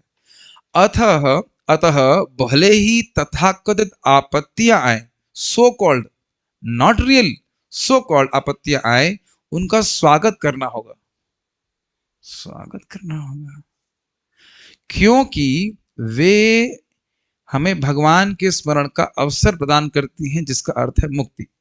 जैसे नेटवर्क प्रभु समझिए इसको, मान लीजिए कोई व्यक्ति आता है जो आपसे बहुत सारा सामान खरीदेगा, तो जैसे ही वो दुकान से एंटर करेगा तो आप उसका स्वागत नहीं करेंगे। मैं नेटवर्क प्रभु को बोल रहा हूं, कोई भी बिजनेसमैन यही करेगा कि नहीं करेगा? जिस व्यक्ति के आगमन से आपको आगे बहुत बड़ा फायदा हो, उसका स्वागत करेंगे कि नहीं? आप समझ में आ रहा है? नहीं समझ आ रहा है? तो अब यही कह रहे हैं कि अगर विपदा से भगवान का स्मरण हो, और भगवान के स्मरण से क्या सुना आपने, जन्म मृत्यु के चक्र से छूट जाएंगे, तो ऐसी विपदा तो अच्छी ही है। एटलीस्ट थ्योरी में तो हम स्वीकार कर ही सकते हैं है कि नहीं? जिसने ये समझ गया ना कि किस तरह से प्रभुपाद जी समझा रहे हैं। हाँ, ये मेरी विशेष बात है कि प्रभुपाद जी तथाकथित कठिनाई क्यों कह रहे हैं। यहां पे देखिए शब्द है ना, तथाकथित कठिनाई, तथाकथित आपत्तियां। देखिए वस्तुतः आत्मा का इस जगत से कोई संबंध नहीं है, ये बात ध्यान रखिएगा। आत्मा इस जगत की है ही नहीं, तो मान लीजिए किसी का किसी एग्जाम में सिलेक्शन नहीं हुआ, ये कोई फर्क नहीं पड़ता आत्मा को उससे। पिछले जन्म में कौन से एग्जाम में पास हुए थे पता है आपको? और यहाँ एक भक्त हाथ खड़ा कर दे कि खाने को किसी दिन ना मिला हो। मैं तो आज सुबह थोड़ा सा इच्छा कर दिया कि मीठा खाऊंगा, मतलब मीठा खाने की इच्छा, तो आज सुबह शाम को एक डब्बा लेकर के भक्त आ गए। कल पार्थ प्रभु 2 बड़े रसगुल्ले लेकर के आ गए। हम तो परेशान हो गए, थोड़ी सी इच्छा कर दी मीठा खाने की तो भगवान इतना देते हैं। तो मीठा खाएगा, ले खा मीठा, बेटा खा, कोई बात नहीं, खाता रहे और बोलता रहे, तू बस तू चिंता मत कर। तो खाने की कभी ऐसे हुई है बता दीजिए, एक व्यक्ति हमारे यहाँ जूम पे भी हाथ खड़ा कर दीजिए खाने को भी ना मिला हो। कभी ऐसा नहीं हो सकता। भक्त कभी भूखा नहीं मर सकता है। एकादशी में तो भूखे जानबूझ के रहते हैं। कभी नहीं, कभी नहीं हो सकता ऐसा कि कपड़ा पहनने को ना मिला हो, खाने को ना मिला। चिंता लेकिन हमारी चलती रहती है, कैसे चलेगा कैसे चलेगा, अगले जन्म में पानी की बोतल शायद लेके जानी पड़ेगी, क्या करना पड़े, ये सब बड़ी दिक्कतें हैं। तो ये एक बहुत बड़ी हमारा अज्ञान है कि हम हैं इस जगत के बिल्कुल नहीं, लेकिन आपत्तियों को लेकर के आदमी चिंता में पड़ा रहता है, ये कैसे चलेगा, वो कैसे होगा। मुझे हंसी आती है, हम लोग कार्यक्रम करने गए थे होटल में, जैसे नाम नहीं रखना चाहिए था होटल का, लेकिन जो भी है, और वहां मैं गोलोक चार्ट समझा रहा हूँ, और उसके बाद मैंने पूछा कोई प्रश्न है। तो एक माता जी बड़ा गंभीर संगीन प्रश्न करती हैं। क्या प्रश्न है? प्रभु जी हमारी लड़की पहले फर्स्ट आती थी, अब थर्ड आ रही है। हमने कहा माता जी कहाँ गोलोक से आप कहाँ लेके आ गई, यही आपकी गति है, गोलोक से गोलोक तो नहीं पहुंच पा रही है बुद्धि आपकी। तुमने कहा आप बताइए चौथी क्लास में क्या नंबर आपको मिले थे? कहते याद नहीं। तुमने कहा क्या चिंता कर रही हो? मैं खाली इस आशा से कह रहा हूं कि हम लोग छोटी छोटी आपत्तियों को बहुत बड़ा गिनते हैं कि नहीं। फिर आ जाइए उसी तरह, जैसे स्वप्न में हम लोग की बड़ी दिक्कत होती है ना। जैसे मैंने आपको बताया, मैं कल एक दोपहर में स्वप्न देख रहा था, चॉकलेट खा रहा था स्वप्न में। ओके, स्वप्न पाप गिना नहीं जाता। और इतने में व्यक्ति बोला अरे ये ऑफर नहीं है। हमने कहा अरे विपत्ति आ गई ना, अब क्या करें उसमें। इतने में हमारी नींद टूट गई। तो अच्छा हुआ ना विपत्ति आई, नहीं तो हम चॉकलेट ही खाते रहते उसमें, उस समय व्यर्थ होता। कहने का आशय ये है कि स्वप्न में हम बहुत सारी विपत्तियों को, तथाकथित विपत्तियों को हम लोग इमेजिन कर लेते हैं। समझ रहे हैं इस बात को? तो ये कह रहे हैं प्रभुपाद जी की विपत्तियां वास्तविक विपत्तियां आत्मा के लिए नहीं। सबसे बड़ी विपत्ति ये है कि भगवान से हमारा संबंध भूला हुआ है, और इस विपत्ति को हम कुछ नहीं गिनते। ये बहुत बड़ी दिक्कत है। जैसे मैं सो रहा था, ये बहुत बड़ी विपत्ति है। उठ गया हूं तो विपत्ति नहीं है। पता नहीं मेरी बातें समझ में आ रही कि नहीं आ रही, लेकिन जैसे हम स्वप्न में बहुत सारी बातें सोच लेते हैं कि ये कठिनाई है वो कठिनाई, कुछ कठिनाई नहीं है। पता नहीं समझ में आ रहा। एक बहुत बड़ी समस्या ये है कि अगर हम ये नहीं करेंगे तो समाज क्या कहेगा। आप इस समाज के हैं ही नहीं तो कहेंगे क्या? ये सब इसीलिए प्रभुपाद कह रहे तथाकथित विपत्तियां। जिसने अविद्या के सागर को पार करने के लिए, बहुत सुंदर है, सर्वोत्तम नाव के समान भगवान के चरण कमलों की शरण ली है, वह उतनी ही सरलता से मुक्ति प्राप्त करता है जितनी सरलता से बछड़े के खुर के निशान को लांघा जा सकता है। ऐसे लोग भगवत धाम में रहने के अधिकारी हैं, और उन्हें ऐसे स्थान से कोई प्रयोजन नहीं रह जाता जहां पग पग पर संकट हो। इसको समझने का प्रयास कीजिए। बहुत सुंदर, मैं इसको गाऊंगा भी अगला श्लोक, लेकिन बहुत सुंदर श्लोक है श्रीमद् भागवतम से। देखिए, भगवान के चरण कमलों का ध्यान, यही बात प्रभुपाद कह रहे थे, भगवान के चरण कमलों का ध्यान व्यक्ति को जन्म मृत्यु के चक्र से मुक्त कर देता है। तो भगवान के ये जो पूरा सागर है, जन्म मृत्यु का चक्र है, इसको एक सागर से उपमा दी जाती है, क्योंकि इतने सारे जन्म ले लिए हैं, इसे कोई गिनती नहीं है, और उसको पार करना वैसे ही कठिन है जैसे सागर को पार करना कठिन होता है। ये समझ रहे हैं इतनी बात? तो अब सागर को आप कैसे पार करते हो? नाव के द्वारा। तो कह रहे हैं कि भगवान का चरण कमल जो है उसका ध्यान करना, या भगवान का चरण कमल जो है वह एक नाव के समान है। और जैसे ही कोई व्यक्ति उस नाव का ध्यान करता है तो ये पूरा जगत कैसा हो जाता है? वह एक बछड़े के खुर से, मान लो गड्ढा बना हो, उसमें कुछ पानी है, उतने के बराबर हो जाता है। तो उसको लांघने में क्या कठिनाई है? अर्थात जैसे आप यहां देखते हैं कि बहुत सारे बछड़ों के खुर को आप लांघ जाते हो, मालूम ही नहीं चलता, उसी प्रकार से भक्त को मालूम ही नहीं चलता कि वह कब संसार से पार हो गया। वह कथा कीर्तन में ही उसका जीवन बीता रहता है। तो देखिए, मुख्य रूप से प्रयोजन तो हमारा जीवन ऐसा सेट होना चाहिए कि प्रचुर मात्रा में हमें भगवान के बारे में कथा श्रवण करने का, जप करने का मौका मिले। तो बुद्धिमान जैसे हमारे सदाशिव प्रभु हैं, और 2-3 घंटे का कुछ काम करते हैं, उसके बाद अपना पूरा दिन जो है भगवान की भक्ति करने के लिए मिलता है हमको। तो इस प्रकार का कोई जीवन अगर कर सके तो सबसे सबसे अधिक बुद्धिमान व्यक्ति है, सबसे अधिक बुद्धिमान व्यक्ति है। बाकी सारा समय भगवान के श्रवण कीर्तन में लगा, ये क्या दिक्कत है? और ये श्रवण कीर्तन ही व्यक्ति को कहाँ लेके जाएगा? ऐसे स्थान पे, वैकुंठ लेके जाएगा जहां कोई कठिनाई नहीं। यहाँ पे आपको बिना ढूंढे विपत्तियां मिल रही हैं, और वहां ढूंढ ढूंढ के परेशान हो जाएंगे, कहेंगे यहाँ पे विपदा कहाँ पे। वैकुंठ मतलब जहां कोई कुंठा है ही नहीं। इस पे प्रहलादानंद महाराज बहुत मजाक कर रहे थे, कह रहे थे कि हम लोग विपत्तियों के इतने अभ्यस्त होते हैं कि किसी दिन अगर कोई विपत्ति ना आए तो बोर लगता है ना। जब कहते हैं कि आज बोर लग रहा है, तो कहने का आशय ये है कि आज कोई समस्या नहीं है सुलझाने के लिए। सोचा है कभी आपने? इतने अभ्यस्त हो गए हैं कि कोई भी दिन हमारा समस्या के बिना जाना ही नहीं चाहिए। तो सोचिए वैकुंठ में कैसे रहेंगे हम लोग? वहां तो बोर हो जाएंगे, वहां तो कुछ है ही नहीं समस्या, कोई समस्या नहीं, ना नौकरी की समस्या, ना खाने की समस्या। और बहुत दूर नहीं है वैकुंठ। कितनी उम्र हो गई मोहित आपकी इस बॉडी की? 21 साल। मेरी बॉडी मतलब 39, 82 क्या कहते हैं उसको, 82 मॉडल। तो 82 मॉडल है हमारा गाड़ी का। तो अब कितना हो गया? 39 और मोटा 39 के राउंड हो गए, तो कितने साल? 30 साल। अगर वाकई मैं पार हो गया तो मैं मात्र 30 साल दूर हूं अपने शाश्वत जीवन से। कभी सोच रहे हैं आप? कभी सोच रहे हैं इस तरह से आप? मैंने आज तक कभी बोला भी नहीं क्लास में, लेकिन ये सोचने वाली बात है कि अगर मैं इस बार पार हो गया तो मात्र मैं केवल 30 साल दूर हूं अपने शाश्वत जीवन से। अब भी 16 माला करने में नानी याद आएगी? जिसको नानी याद आ रही है, मतलब नानी याद आ रही मतलब कठिनाई अनुभव कर रहे हैं, अब भी बहाना करेंगे कि 16 माला नहीं करेंगे। कभी इस तरह से सोचिए। जो लोग IAS वाईएएस की तैयारी करने में समय खराब करते हैं, वो इसी तरह सोचते हैं ना कि बस मेरा 2-3 साल है, अगर मैं पार हो गया तो हमेशा के लिए फायदा हो जाएगा। हमेशा मतलब जानते हैं इसका अर्थ। लेकिन अगर पार हो गए इस बार तो फिर हमेशा के लिए पार हो जाएंगे, और इसी को और फिर दोबारा कभी इस जगत में नहीं आना पड़ेगा जहां पग पग पे संकट है। इस दरवाजे के बाहर भी जिंदा निकलेंगे, कोई गारंटी नहीं है, कुछ नहीं कह सकते। होता नहीं इस प्रकार से? लोग बाथरूम में स्लिप करके मर जाते हैं। कौन सा बड़ा मरने के लिए कौन सा बहुत बड़े एटम बम की जरूरत होती? तो इस पे हम श्लोक गाएंगे, मेरे पीछे गाने का प्रयास कीजिए।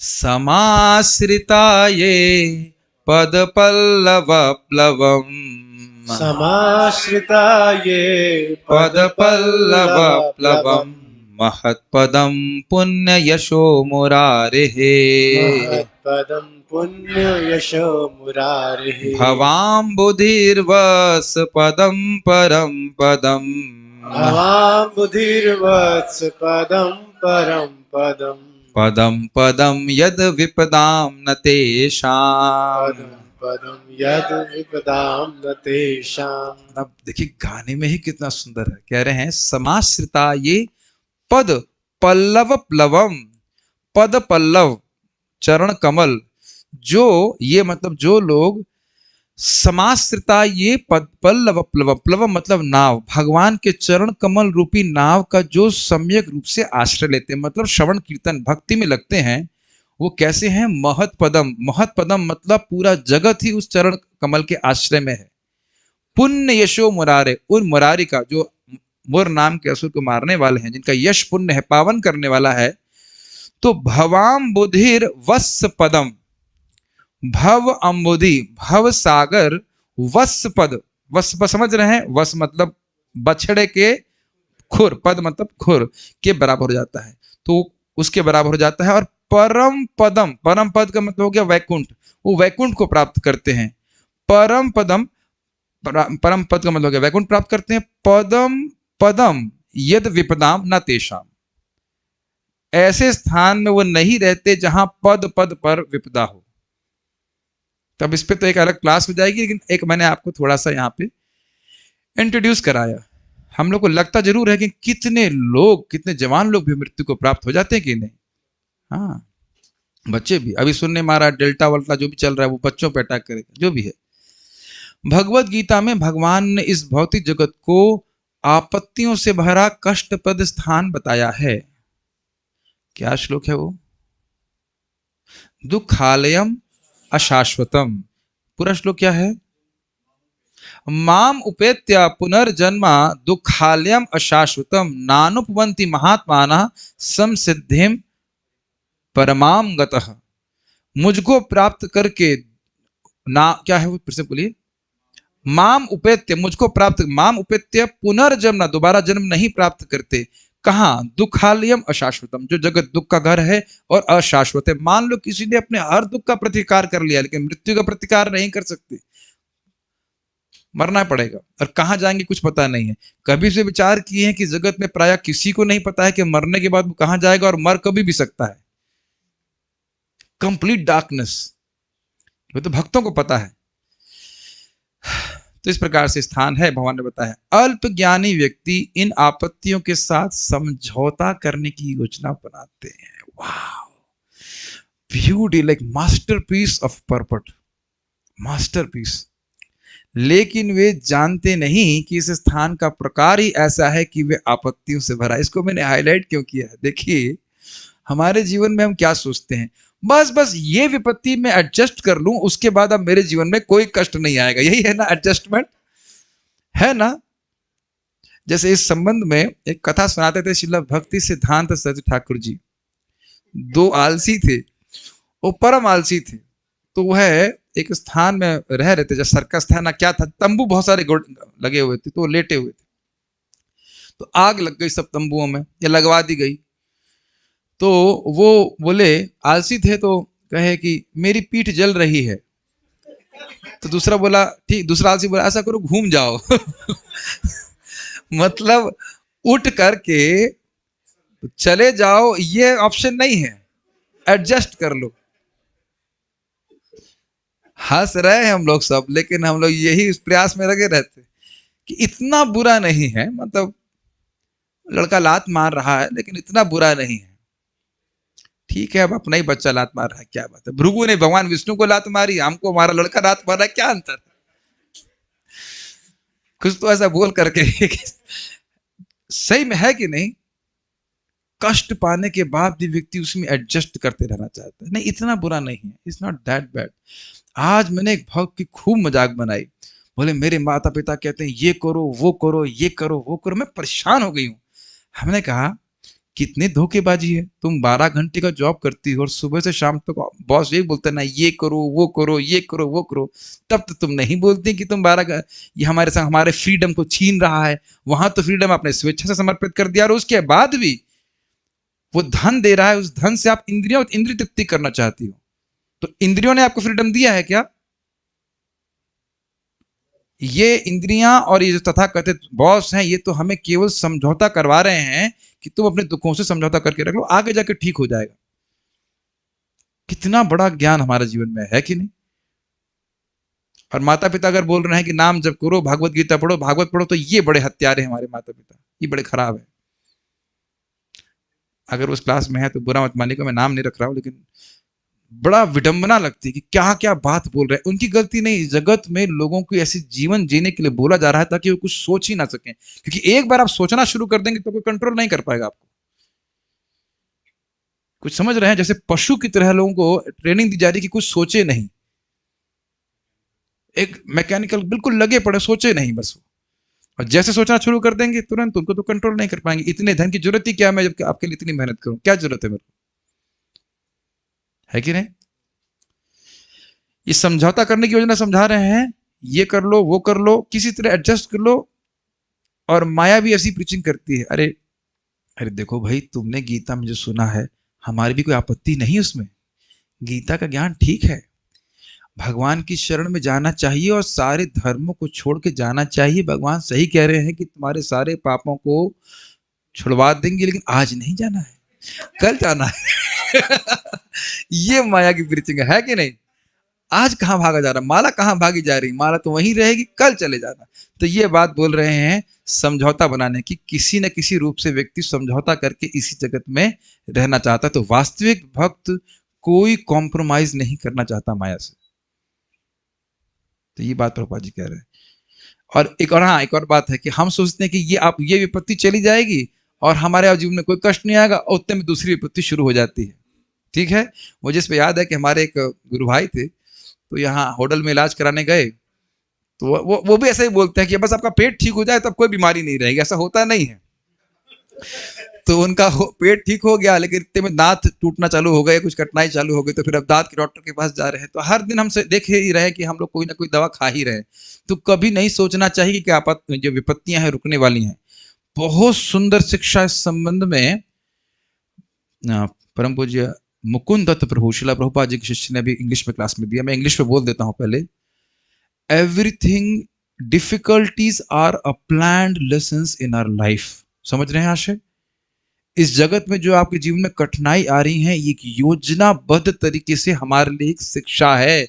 भगवान ऐसी व्यवस्था कर रहे हैं ताकि हमें समझ में आए। आज एक भक्त से मैं बात कर रहा था तो कह रहे थे, हाँ प्रभु जी आपकी बात मुझे समझ में आ रही, मेरे जीवन में जो कठिनाई आई ये भगवान की योजना से ही, ताकि मैं कुछ नम्र बन सकूं। बहुत अद्भुत बात है। अच्छा, तो भाई एक प्रश्न होगा कि समझौता कर क्यों रहे हैं? तो प्रभुपाद जी कह रहे हैं, उन्हें समझौता आप क्यों करते हो? वेरी गुड, जब आपके पास और कोई विकल्प नहीं होता। तो इसीलिए प्रभुपाद जी कह रहे हैं कि माया से लोग समझौता करके बैठ रहे हैं। पिटाई तो हो रही है, लेकिन अब क्या करें, इसके अलावा कोई ऑप्शन नहीं है। तो कह रहे हैं उन्हें पता नहीं होता, उन्हें भगवान के उस धाम का बिल्कुल ही ज्ञान नहीं होता जो आनंद से भरपूर है और जहां तनक भी आपत्ति नहीं है। आपत्ति का मतलब नहीं नहीं, ऑब्जेक्ट वही मैं बोलने वाला। आपत्ति मतलब ऑब्जेक्शन नहीं, विपत्ति नहीं।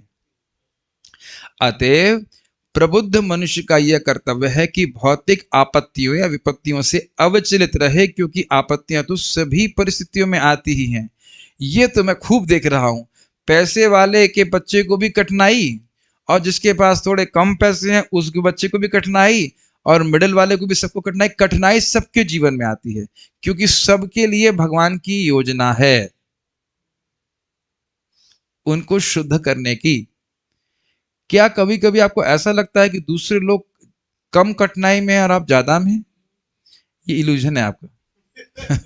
सब लोगों को उनके अनुसार योग्य कठिनाई प्राप्त होती है जो उनकी जरूरत होती है। Everybody is eating his own soup and Krishna is the cook. सभी लोग अपना ही पका हो, अपना ही सूप पी रहे हैं, कृष्ण बना बना करके दे रहे हैं। सबके जीवन में कठिनाई आती है। हाँ, अब इससे पहले कि हम आगे जाएं, परम पूज्य वृंदावन चंद्र महाराज इस बात को कहते हैं, उसको आप लोग ध्यान से सुनिएगा। कोई व्यक्ति कह सकता है कि भगवान अपने भक्तों के जीवन में कठिनाई क्यों देते हैं? जरा समझिएगा। कोई व्यक्ति आपको 5 करोड़ रुपए का चेक दिया और उस चेक को हमने डस्टबिन में डाल दिया, तो उसका कितने पैसे मिलेंगे? कुछ नहीं, कुछ भी नहीं मिलेगा ना, कुछ भी नहीं मिलेगा। लेकिन उसी चेक को यदि हमने बैंक में जमा करा दिया तो 5 करोड़ रुपए मिल जाएंगे। तो क्या उस व्यक्ति ने आप पर कृपा करी चेक दे करके? जिसने आपको चेक दिया या जिसने भी चेक भेजा, क्या उसने आप पर कृपा करी? अब उस कृपा का आपने कैसा उपयोग किया उस पर निर्भर करता है। तो भगवान अगर हमारे जीवन में दुख भेज रहे हैं और उसमें हम भगवान का हाथ देखें, एक तो भगवान का स्मृति हुई, और कंप्लेन ना करें कि भगवान ऐसा क्यों कर दिया, वैसा क्यों कर दिया, तो इसी से भगवान के धाम जाने की योग्यता प्राप्त हो जाएगी। और अगर हम गाली देने शुरू करते भगवान को कि क्या भगवान इतने साल से भजन कर रहा हूँ, ये कष्ट में क्यों डाल दिया है, वो कर दिया, आज तक तो मैंने कोई गलती करी ही नहीं, देखो मैं कोई गलती करता ही नहीं, ऐसे कितना अच्छा भक्त था मैं, ऐसे करके, वो तो भगवान जानते हैं क्या गलती करी है। तो फिर आप इस प्रकार से हमें कष्ट क्यों दे रहे हैं? तो हम उस चेक को जो कि दुख के रूप में आया है डस्टबिन में डालते रहे। तो इसलिए शास्त्र श्रवण करके व्यक्ति को भगवान के आशय को समझना होगा कि भगवान क्यों दुख दे रहे हैं। और इतना भी समझ रहे होंगे कि अगर आप भजन करते हैं तो इतना दुख देते भी नहीं है, या दुख दुख लगते नहीं है, दोनों बातें होती हैं कि नहीं? कुछ नहीं समझ में आ रहा है? नहीं समझ में आ रहा है? जब आप अच्छे से भजन करते हैं तो शरीर के कष्ट के प्रति आप अन्य मनस्क होते चले जाते हैं। इतना कष्ट का दिक्कत, इतनी कष्ट नहीं होता है, इतना दिक्कत नहीं होती। Make sense? सहन करने की शक्ति बढ़ जाती है कि नहीं? बहुत बढ़ जाता है। ये सब बातें भी हैं।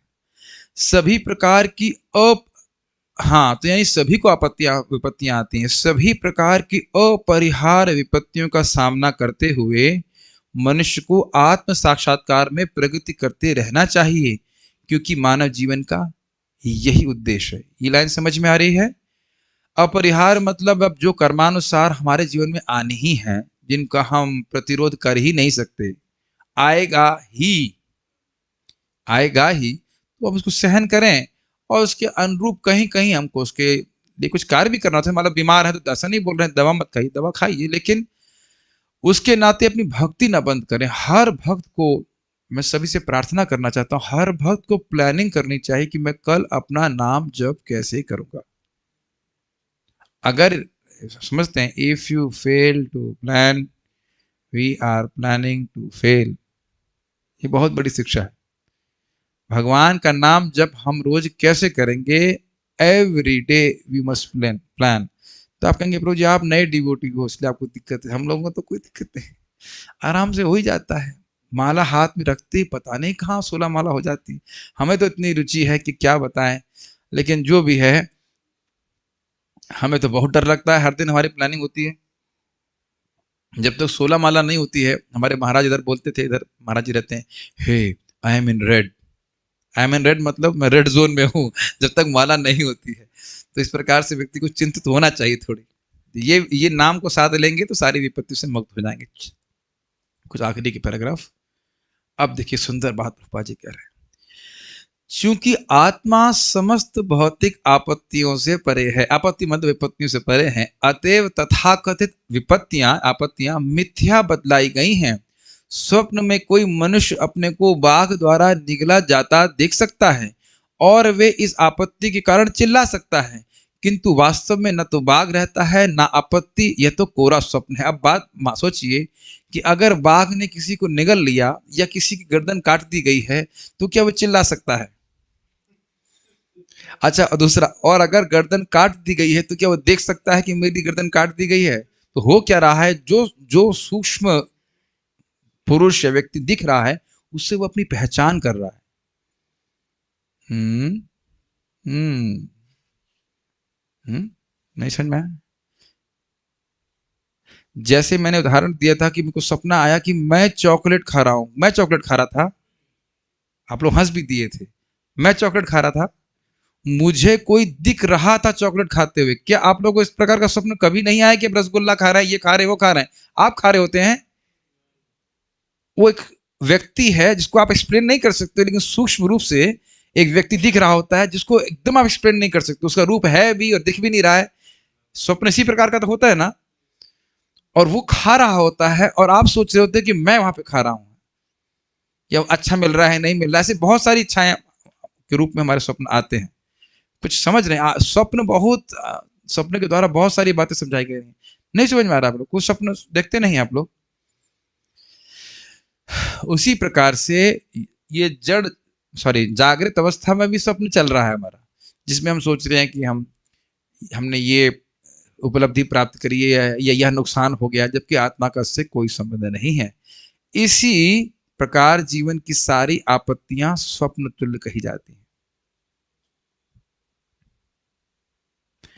और जिस प्रकार से स्वप्न क्या है और उसकी क्या घटनाएं होने वाली हैं, उस पर क्या हमारा कोई नियंत्रण होता है?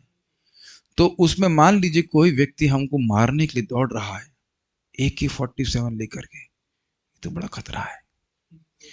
उस खतरे से सदाशिव प्रभु आप मुझे कैसे बचाओगे?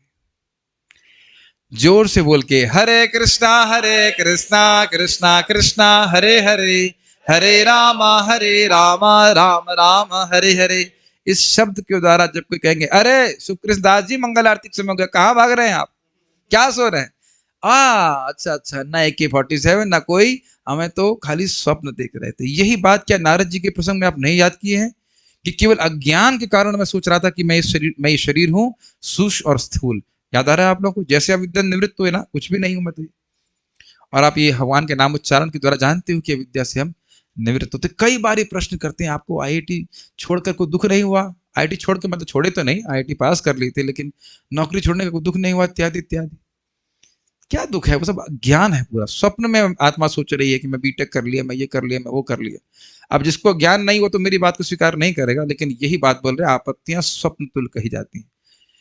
यदि कोई भक्तिमय सेवा द्वारा भगवान का सानिध्य प्राप्त कर सकता है तो लाभ ही लाभ है, भक्ति में कोई हानि नहीं है।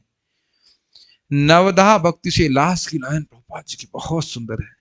नवधा भक्ति में से किसी एक के द्वारा भगवान का सानिध्य धाम जाने की दिशा में सदा एक अग्रिम पग है। बहुत सुंदर लाइन। आप भगवान भागवतम पढ़ रहे हैं, श्रवण कर रहे हैं, भगवान की पूजा कर रहे हैं, भगवान के लिए भोग बना रहे हैं, जप कर रहे हैं। 9 प्रकार से हम भगवान की सेवा कर सकते हैं। जब जब आप वो सेवा कर रहे हैं तो भगवान की तरफ जो आपका कदम है, इसे फॉरवर्ड मार्च, बैकवर्ड तो होता ही नहीं है कुछ इसमें। नेहा भी क्रम नाशस्ती, ये लाइन मुझे बहुत अच्छी लगी। कहने का आशय क्या है? वीर तुम बड़े चलो, धीर तुम बड़े चलो। सुने ना कविता, सामने पहाड़ हो, सिंह की दहाड़ हो, जो कुछ भी हो, तुम कभी थको नहीं, तुम कभी डरो नहीं, इत्यादि इत्यादि पूरा आगे बोलते रहते हैं। तो हमने एक कविता बनाई थी, कृष्ण कॉन्शियस कविता। लेकिन ये आशा वही है, कितनी भी कठिनाई आई, भक्तों का संग है, और आप भक्तों के संग भक्ति करते रहिए। यही भक्तों के संग का सबसे बड़ा लाभ है। क्योंकि जितनी बार आप भागवत कथा में बैठ रहे हैं, जप कर रहे हैं, भक्ति कर रहे हैं, भगवान के और करीब पहुंचते जा रहे हैं, पहुंचते जा रहे हैं, पहुंचते जा रहे हैं। तो इधर विपत्तियों के प्रति आप ध्यान मत दीजिए। तो उम्मीद है कि आपको ये श्लोक अच्छा लगा होगा, और देख सकते हैं कि इतना गंभीर ये श्लोक श्रीमद् भागवतम का है। देख लेता हूं कि कोई प्रश्न किसी भक्त का है। अगर नहीं है तो फिर हमारे पास तो बहुत सारे प्रश्न हैं। यस, ओके, क्या है? Only Vaishnav saw sharks while he went for surfing, you mention. हाँ ठीक है, गलत बात है। And he did aarti, absolutely. हाँ, भाव इज इटर्नल, ट्रू। हमारी स्थिति में कैसे हम महारानी कुंती की तरह प्रार्थना कर सकते हैं? देखिए, वास्तविक बात यह कि हम प्रार्थना नहीं कर सकते इस तरह कि हम विपदाओं को मांगे। लेकिन अब भगवान जानते हैं कि ये तो मांगने वाला है नहीं, इसलिए खुद ही देते रहते हैं। लेकिन स्वाभाविक सी बात है कि हमको ऐसी विपदा नहीं देंगे जो पांडवों के लिए आई थी। भाई, स्वाभाविक सी बात है कि इस जगत के टीचर भी नर्सरी के स्टूडेंट को शेक्सपियर की नॉवल का प्रश्न नहीं पूछेंगे। वो वही प्रश्न पूछेंगे जो कि वह सॉल्व कर सके। अच्छा, एक चीज देखिए आपने, आज आपको कोई 4th क्लास की मैथमेटिक्स का पेपर दे तो कैसा लगेगा आपको? आप क्या बोलेंगे? बच्चा समझ रखा है क्या, ये दे रहे हो? अच्छा, जब आप 4th क्लास में थे तब तब कितना भारी लगता था। ये उदाहरण समझने का प्रयास कीजिए। 4th क्लास में मुझे याद है मेरी माता जी बहुत पिटाई करी थी। मेरी हिस्ट्री में पढ़ा नहीं था, तो फिर मैंने कहा छोड़, मैं फेल हो जाऊंगा, लेकिन पिटाई विटाई करके अपने पास करा दिया। पास नहीं कर रहे थे, ठीक ही नंबर आए थे। तो कहने का पॉइंट ये, उसका कौन वैल्यू है, बट आइडिया इज दैट कि उस समय वो कितना कठिन लगता था कि नहीं, अब भी कठिन लगता है। तो ये ध्यान रखिए कि अच्छा, और उस एग्जाम को पास किए तो 5वीं का एग्जाम पास करने की योग्यता आ जा रही थी अपने आप, या नहीं? कुछ समझ रहे हैं इस बात को? तो उसी प्रकार से भगवान जो परीक्षा हमको दे रहे हैं वो हमारी चेतना के अनुकूल ही दे रहे हैं, उससे 1% बढ़ा के नहीं दे रहे, समझ लीजिएगा। पेपर जो सेट करके दे रहे हैं भगवान, वो हम पास कर सके वही दे रहे हैं। आप फेल हो जा रहे हैं, वो हमारी अयोग्यता है। एक सिंपल सी बात, भोग की वासना दे रहे हैं ये चेक करने के लिए कि क्या तुम उस भोग की वासना पे कार्य करोगे कि नहीं करोगे। नहीं करेंगे तो भगवान के और निकट गए, करे तो थोड़ा सा अवरोध आएगा। Make sense to you? नहीं समझ में आ रहा है बात? तो वो एग्जैक्टली हमारे सामने माया देवी नहीं आएंगी, लेकिन और प्रलोभन आ सकते, धन के या और भी आ सकते हैं। तो वह प्रलोभन उतनी ही मात्रा में दिए जा रहे हैं ताकि हम पास हो सके। क्या ये बात हमारे दिमाग में घुस रही है? भगवान हमसे इतना बड़ा, हमारी 22 बाजारों पिटाई नहीं करवाने वाले हैं, समझे? घबराइए मत। वह तो महान या शर सैया पे लिटाने वाले नहीं है हमको। हाँ, ये हो सकता है कि रात में सो रहे हो, बिजली चली जाए या मच्छर काट ले, लेकिन सर सैया पे नहीं लिटाने वाले। तो कहने का मतलब है कि भगवान कष्ट देंगे। जैसे हमारे सर्वेश प्रभु का एक्सीडेंट हुआ, 2 महीने से बहुत कष्ट में है, तो क्या वो जब छोड़ दिए, क्या भक्ति छोड़ दिए? ये तो वह भी समझ रहे होंगे कि बहुत बड़ा कोई कष्ट होगा जिसको भगवान बहुत कम करके दे रहे हैं, है ना सर्वेश प्रभु? वो तो रोज भक्ति कर रहे हैं, और यही योग्यता बनाएगी भगवान के पास जाने के लिए। देखो बेटा, चाहे टांग, भगवान भी कहेंगे इसकी टांग तोड़ी या कुछ भी किया, भक्ति करना नहीं छोड़ा है। क्या मेरे को कभी चिकन पॉक्स नहीं हुआ, ना डेंगू नहीं हुआ, ना क्या हुआ, बताइए? मैं एक भक्त को बोल रहा था, उनको टिफिन नहीं मिल रहा है तो वृंदावन छोड़ना चाहते, ना लायक कहीं। बताइए, ये स्थिति है। खैर, ये तो खैर विनोद के लिए बोल रहा हूँ। तो इसलिए आप प्रार्थना करें या ना करें, लेकिन जब विपदा आती है तो भगवान के हाथ को उसमें दिखना चाहिए। ठीक है, Lord gives us vipda and then we pray intensely and vipda goes away. Then again we become normal to our lives. How to maintain that realization as again asking for same vipda is quite fearful. मैंने बोला ना कि विपदा की प्रार्थना करने की हमारा सामर्थ्य नहीं है।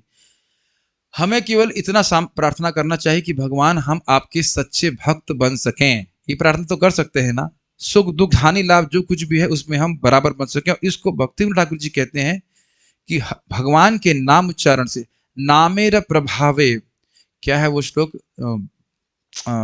सॉन्ग है वो, प्रभु तव पद युगे मम निवेदन। उसके इसमें एक लाइन आती है कि सुख थाकुक संभावे, सुख में दुख में मैं संभाव रहूं, कैसे, नामेर प्रभावे, भगवान के नाम उच्चारण के द्वारा सुख और दुख में हम एक ही स्थिति में बने रहेंगे। ये सोल्यूशन वहां पे भक्ति ठाकुर जी दे रहे हैं। ठीक है, तो ये रहता है। एकलव्य अर्जुन से भी बड़े अच्छे धनुर्धर थे। इस प्रश्न का यहाँ पे क्या प्रयोजन है? मैथमेटिक्स की क्लास में आप ज्योग्राफी का प्रश्न कर रहे हो, क्या प्रयोजन है बताइए? Having the consciousness to become a servant is the most peaceful thought, no competition. Yes, ये बहुत इंपॉर्टेंट बात है। अगर हम सेवक बनना चाहते हैं तो किसी भी प्रकार की, क्या कहते हैं, कंपटीशन क्या बोलेंगे, उससे मुक्त हो जाए, प्रतिस्पर्धा से भावना से मुक्त हो जाएंगे। और कुछ है मेरे ख्याल से? और कुछ नहीं है ना, ना ना।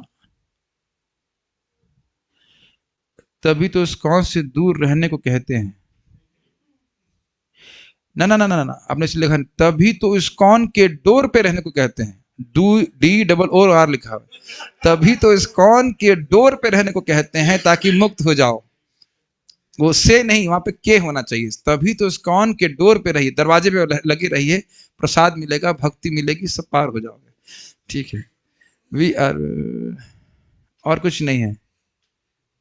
Escape the matrix, board the boat, X D, I कुछ हाई फाई कमेंट समझ नहीं आया। और कुछ भी नहीं है ना इसमें। ठीक है, ठीक है,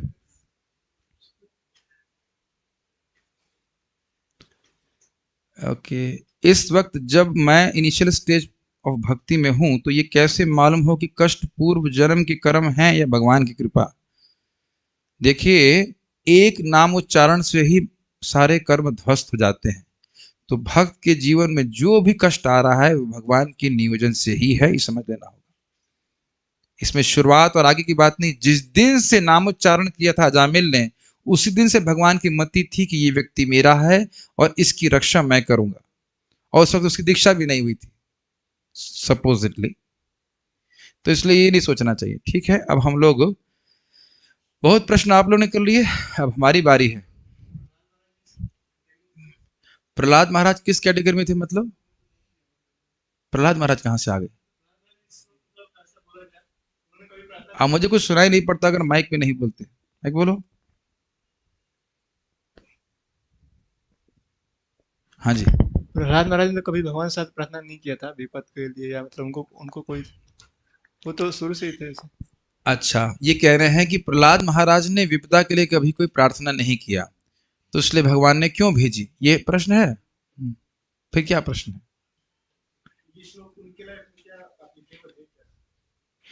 ये श्लोक सबके लिए एप्लीकेबल है, चाहे प्रहलाद महाराज हो, चाहे नारद जी हो, चाहे कोई भी हो।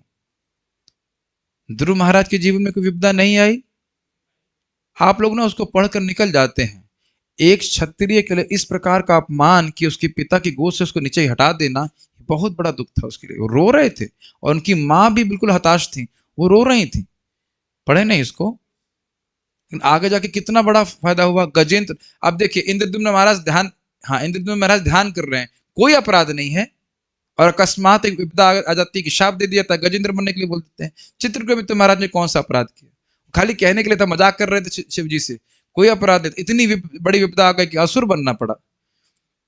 तो देखिए, सिंपल सी बात है। ये भरत महाराज, किसी भक्त को लीजिए, भगवान जानते हैं कि किसी विशेष भक्त में उनके प्रति उत्कंठा को कैसे जागृत किया जाए। तो कैसे करेंगे वो उनके ऊपर है, विपदा दें या संपदा दें या जो कुछ भी करें, ये समझना होगा। तो प्रहलाद महाराज भले प्रार्थना नहीं की है, लेकिन उनपे और वहां पे भी दिखाने के लिए यही बात की, विपदा आने के बाद भी उन्हें मेरी भक्ति नहीं छोड़ी। जब इतनी विपदा आने पे नहीं छोड़ी तो तुम लोगों को तो कुछ दे ही नहीं रहा हूं, यही तो कहने का आशय है भगवान का। नहीं सर, उत्तर क्लियर हो रहा है? कुछ डाउट हो तो पूछ सकते हैं, बाद में पूछेंगे, ठीक है, ओके फाइन। मतलब प्रहलाद महाराज तो पहले से ही मतलब प्रहलाद महाराज पहले से क्या, देखो अगर आप उत्तर प्रश्न कर रहे हैं तो क्लियरली पूरा बताओ कि क्या प्रहलाद प्रश्न है। आप महाराज जैसे आधा पूछ, पहले से ही प्रहलाद महाराज से पहले से, अब मैं क्या समझूं उसके आगे पहले से का क्या मतलब। पहले हाँ से ही भक्त थे, उनको ऐसे कोई सिचुएशन नहीं आई कि मतलब हाँ, कोई कष्ट आए तो उसके थ्रू भगवान भगवान की भक्ति में उनको बाधा आई कभी भक्ति में उनकी। भक्ति में बाधा इनको कहाँ पे आई? ये बोल रहे हैं कि जब विपदा आती है तो विशेष स्मरण हो रहा है, बस ये बोल रही है। क्या दिक्कत है उसमें? ओके, हरे कृष्णा। यहाँ दिखा सकते हैं भक्तों को टीवी के ऊपर। तो हम लोग अब कुछ थोड़े से प्रश्न उत्तर करने वाले हैं। ओह, आज तो सारे भक्त बहुत एंथुजियास्टिक हैं। Okay, so will ask the questions. पहला क्वेश्चन बहुत इजी है।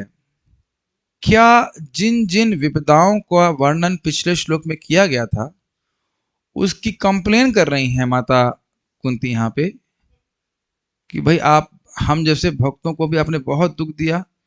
मैं दीप्ति माता जी को ढूंढ रहा हूँ क्योंकि उनकी कंप्लेन थी कि उनको कोई प्रश्न का उत्तर देने के लिए नहीं दिया जाता। देखो भाई दीप्ति मिश्रा माता जी, आपका वीडियो भी ऑन नहीं है और शायद हम हैं भी नहीं, और देखिए हम पर कितना बड़ा आक्षेप किया जा रहा है कि हम जो है उत्तर देने के लिए मौका नहीं देते।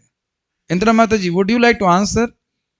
क्या कुंती महारानी आक्षेप कर रही है यहाँ पे? आक्षेप मतलब समझ रहे हैं? ओके, मे माता जी डजंट वांट टू आंसर।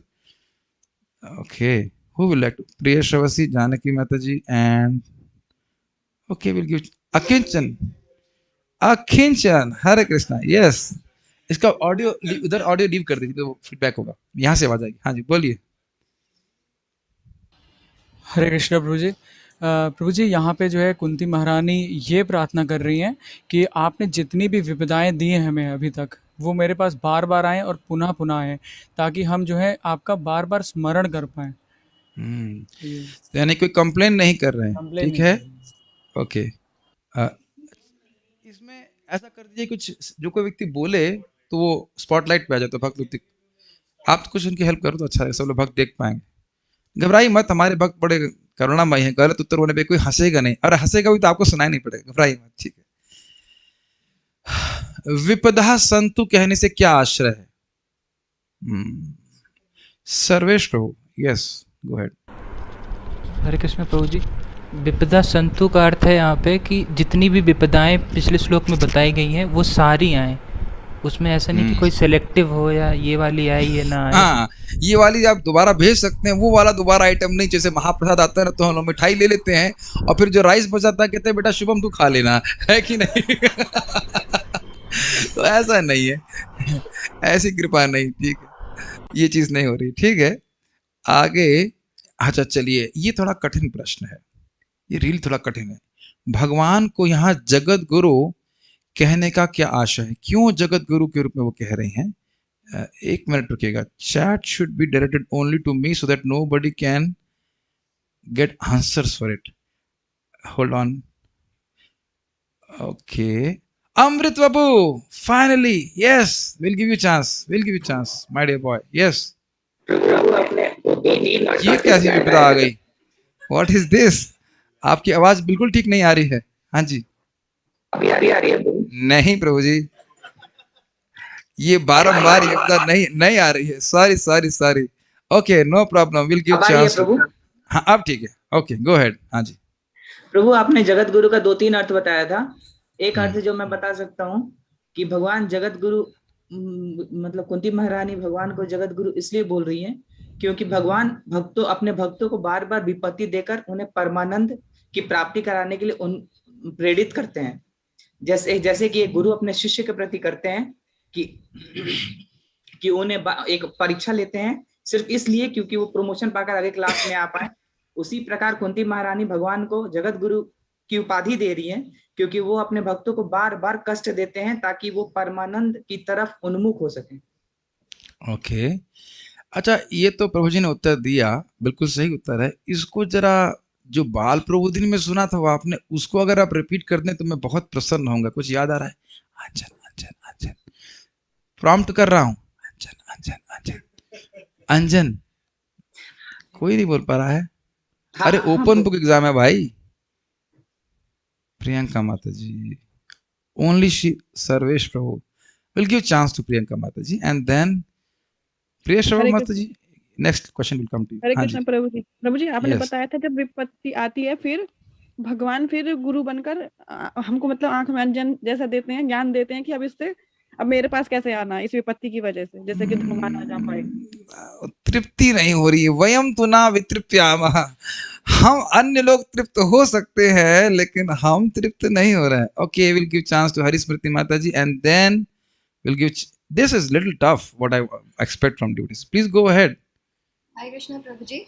प्रभु जी, यहाँ पे इसका यह तात्पर्य है कि जब किसी के पास भौतिक संपदा आ जाती है तो वह उस भौतिक संपदा के प्रमाद में इतना मगन हो जाता है कि वो घृणा करने लगता है, उसका हाँ, उसको चक्कर आने लगते हैं। चक्कर आने लगते हैं, हाँ, यस, नहीं है। तो हाँ जी। तब भगवान वो अंजन प्रदान करते हैं जिससे उसको सब ठीक से दिखता है। और कौन सा अंजन? दंत मंजन? कौन सा अंजन? विपदा रूपी अंजन, हाँ, विपदा रूपी अंजन, यस, बोलना होगा जी। जो कि उनके लिए हितकारी होता है, जिसकी वजह से उनको फिर सब कुछ ठीक से दिखाई देने लगता है। चलिए, अब एक बात आपको अभी क्लियर नहीं होगी, अब आप लोग खुद ही उत्तर दीजिएगा। भागवत में कहीं आपको ऐसा दिख रहा है कि किसी ने ऐसा अंजन किसी को लगाया हो जिसकी उसकी ऐसी घूरना समाप्त हो गई हो? आप ही बताइए अगर आप उत्तर दे रहे हैं। अगर नहीं आपको पता होगा तो मैं दूसरों को बोलूंगा। श्रीमद् भागवत में कहीं कोई ऐसी विशेष घटना याद आ रही है जहां पे कोई व्यक्ति इस संपदा की घूरना से परेशान था? आपको पता है, लेकिन प्रभु जी, मैं इधर भक्तों से पूछ रहा हूँ। इधर कोई भक्त? Okay, Keshav Sakha Prabhu will give chance, if not then Advait Krishna. हाँ जी, क्या बोल रहे हैं? नलकुबर और मणिग्रीव। अब समझ में आ रहा है कि किस प्रकार संपदा में वो एकदम चक्कर खा रहे थे और मंदाकिनी में they were doing their gandharva things. Devamrit Maharaj कहते हैं they were doing their gandharva things with the apsaras. और किस प्रकार से उनकी घूर्णा को दरिद्र का, या कह सकते हैं दरिद्रता का अंजन लाके नारद जी ने कम किया। तो जो या वहां पे आचार्य ने बहुत अच्छी बात करी, बहुत सुंदर बात, कि जैसे भगवान किसी को विपदा देखकर उसको इस संपद रूपी कष्ट से बाहर निकालते हैं, ऐसे ही नारद जी कर रहे हैं, ऐसे नारद जी कर रहे हैं। ओके, तो ये सही उत्तर था। अब हम लोग आगे बढ़ रहे हैं। अच्छा, तो विपदा मांग ही क्यों रही है, क्या कारण है? उसको श्लोक, यहाँ के श्लोक के उस श्लोक अंश को कोट कीजिए और समझाइए। हरि स्मृति माता जी already answered. I will ask one किंचन लादनी शक्ति माता जी। यस, हाँ, रुकिए, नो चीटिंग। हाँ जी, बोलिए। कुंती महारानी चाहती हैं कि ये सारी विपत्तियां बार बार आए जिससे हम आपका दर्शन पुनः पुनः कर सकें, और क्योंकि आपके दर्शन का अर्थ यह है कि हमें बारंबार होने वाले जन्म मृत्यु चक्र को नहीं देखना पड़ेगा। फाइन, सही। अपुनर्भव दर्शनम का ये सबसे कठिन प्रश्न है। जीव गोस्वामी जी क्या अर्थ लेते हैं? अरे आप लोग तो सामने देखो, क्या जो सामने बैठे हैं वो तो ध्यान से सुनते ही हैं। इधर मैं जूम वाले भक्तों को थोड़ा परेशान करता हूं ताकि यह लोग भी ध्यान से सुने। ओके, प्रिय श्रवसी मत, okay, okay, first Priya Shravasi and then Janaki, whichever is who will give the answer. Don't worry. मुझे पुनर्भव दर्शनम के 3 अर्थ ले सकते हैं कि नहीं, केवल एक अर्थ जो जीव गोस्वामी जी लिए हैं, बस वो अर्थ बताइए। भगवान का दर्शन बार बार हो, क्योंकि भगवान के दर्शन का अर्थ ये है कि जन्म मृत्यु के का जो चक्र है। और प्रभु जी, जीव गोस्वामी जी आप तो ऐसा कर रही, तुक्का मार रही हैं, कोई तो अर्थ लग जाएगा। मैंने पूछा कि जीव गोस्वामी जी क्या अर्थ लिए हैं, जानबूझ के मैंने पूछा। जिनका जन्म बार बार नहीं होता, या जो जन्म मृत्यु के बंधन नहीं, जीव गोस्वामी जी ने क्या अर्थ लिया था, ये बताइए। Okay, will give chance to Janaki माता जी। अरे ओपन बुक एग्जाम है। हाँ, हरे कृष्णा प्रभु जी। हाँ इसका जी। अर्थ जीव गोस्वामी ने ये दिया था कि जब हमें विपदाएं आती हैं तो उसमें हम भगवान का विशेष प्रकार से स्मरण करते हैं और उस विशेष स्मरण से हमें विशेष सुख की प्राप्ति होती है, जो सुख हमें अन्य अवस्थाओं में नहीं मिलता। यस, उसका दर्शन दोबारा नहीं होगा अगर विपदा नहीं आए। Okay, very good, very good, very good. अच्छा, अपुनर्भव दर्शनम का एक और आशय है, उसको कौन बताएंगे? Sarvesh Prabhu. Okay, will give chance to Keval Prabha माता जी। Yes, please go head. जो मैंने नोट में डाला था, बताइए। प्रभु जी, इसमें भगवान मतलब कुंती माता कहती है कि जो वियोग मतलब इस समय जब भगवान को जो विपत्तियों के समय जब भगवान का दर्शन होता है और उससे जो परमानंद की प्राप्ति होती है वो अन्य परिस्थितियों में मतलब वो तो आपने अभी अर्थ हो गया, मैं कुछ प्रश्न अलग कर रहा हूँ। चलिए अमोक दृक, यस गो हेड। प्रश्न समझ रहे हैं? मैंने नोट डाला था, एक नोट था, अपुनर्भव दर्शन का एक अर्थ ये भी हो सकता है। हाँ जी, कि जो व्यक्ति जो जीवन मुक्तों का दर्शन समझ में आ रहा है या खाली पढ़ रहे हैं? ओपन बुक एग्जाम में खाली पढ़ रहे हैं। उनका मतलब कि जो पहले ही मुक्ति प्राप्त कर चुके हैं, भगवान के धाम जा चुके हैं, तो उनका दर्शन हो पाता है। वयम तु न वितृप्यामः, फुल्ली नॉट सेटिस्फाइड। संतोष कृष्ण प्रभु, आज मैं सबको चांस दे रहा हूँ, नहीं तो लोग यहाँ पे भी, अभी तक तो बाहर कुछ लोग आक्षेप कर रहे थे, अब ऑडियंस ही आक्षेप करने लग जाएगी भाई मैं पक्षपाती हूँ। हाँ जी।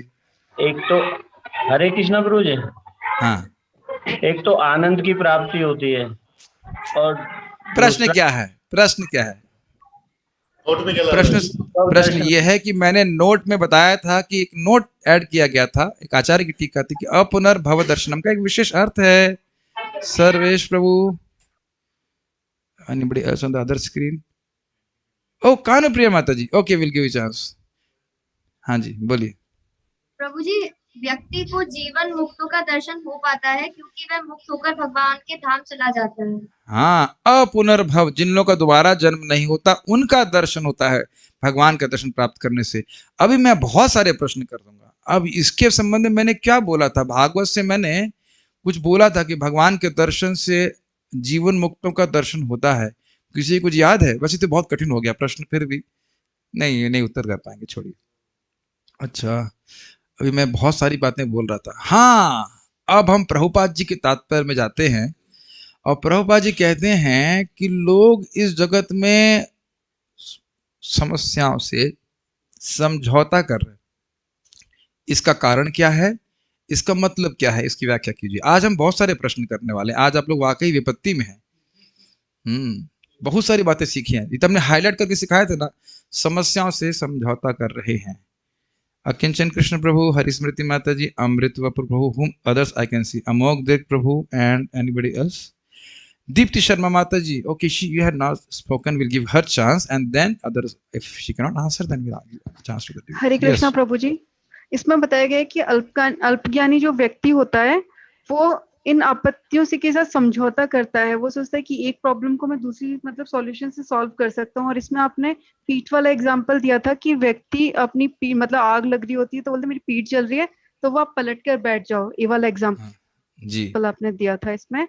और आत्मा जो है समस्त जो भौतिक प्रकार के जो कष्ट हैं उनसे अलग है, मतलब उनसे परे है तथाकथित। जैसे कि हम स्वप्न में देखते हैं कि कोई हमें मार रहा है और बल्कि ऐसा कुछ होता नहीं है जब रियलिटी में देखते हैं। तो इसलिए सही है। और आपने सही बताया कि वैकुंठ का जानकारी है नहीं तो वैकुंठ की प्राप्ति के लिए वे कोई प्रयास करते नहीं है। 4 प्रकार के लोग भगवान के पास आते हैं, तब भी क्यों नहीं करते? यदि हम बताते किसी को, इसका उत्तर मैं नहीं दूंगा, इसका उत्तर अन्य भक्त दें। बताने के बाद भी भजन क्यों नहीं करते? भगवान की कृपा नहीं है, करेंगे बट लेकिन अप्लाई नहीं करेंगे। Okay, Indra Mataji want to speak. Yes, Mataji, please go ahead. Answer Mataji's question. I can't hear you. And now I can hear you. Yes, please. Hare Krishna Prabhu ji. हाँ जी. What I can understand is that those people और अरे हिंदी में बोली माता ji, I don't understand English properly. हाँ मेरी समझ से वो व्यक्ति काल अनादिकाल से उनकी आत्मा इतनी लिप्त है भोगों में कि वो ऊपर वाले का डायरेक्शन पा के भी उसको सही ऊपर वाला कौन, किराए वाला? ऊपर वाला से क्या मतलब है भाई? आप भागवत की क्लास में है, शब्द का उपयोग करना चाहिए। ऊपर वाला ऊपर वाला तो क्लियर नहीं होना, ऊपर वाला वाला भगवान कृष्ण। हाँ जी ठीक है, ओके। हाँ, भगवान कृष्णा का पाकर भी उसको समझने में विफल हो जाते हैं, उसको समझ नहीं पाते हैं और वापस से अपने घिसी पिटी जीवन में फिर से शुरू हो जाते हैं, जो बिकॉज वो जीव हैं, उनका उद्धार नहीं हो पा रहा है। एक्चुअली मेन बात आपने सुना था प्रभुपाद जी के तात्पर्य, वो दुष्कृतिमान है, तो एटलीस्ट ये ध्यान रखिए कि भले वो इस जीवन में भक्ति ना कर पाए, लेकिन भक्तों का संग अगर उन्हें प्राप्त हुआ है, प्रसाद खाए हैं, भगवान को देखे हैं, कुछ भी है, तो आगे जाकर के वह सुकृत जरूर फलीभूत होगी, भले आज वो फलीभूत नहीं हो रही। ये बात ध्यान रखना होगा, ठीक है? और कोई प्रश्न मुझे अब याद नहीं आ रहा, तो बच गए मुझे। और कोई प्रश्न क्यों याद नहीं आ रहे? आई वाज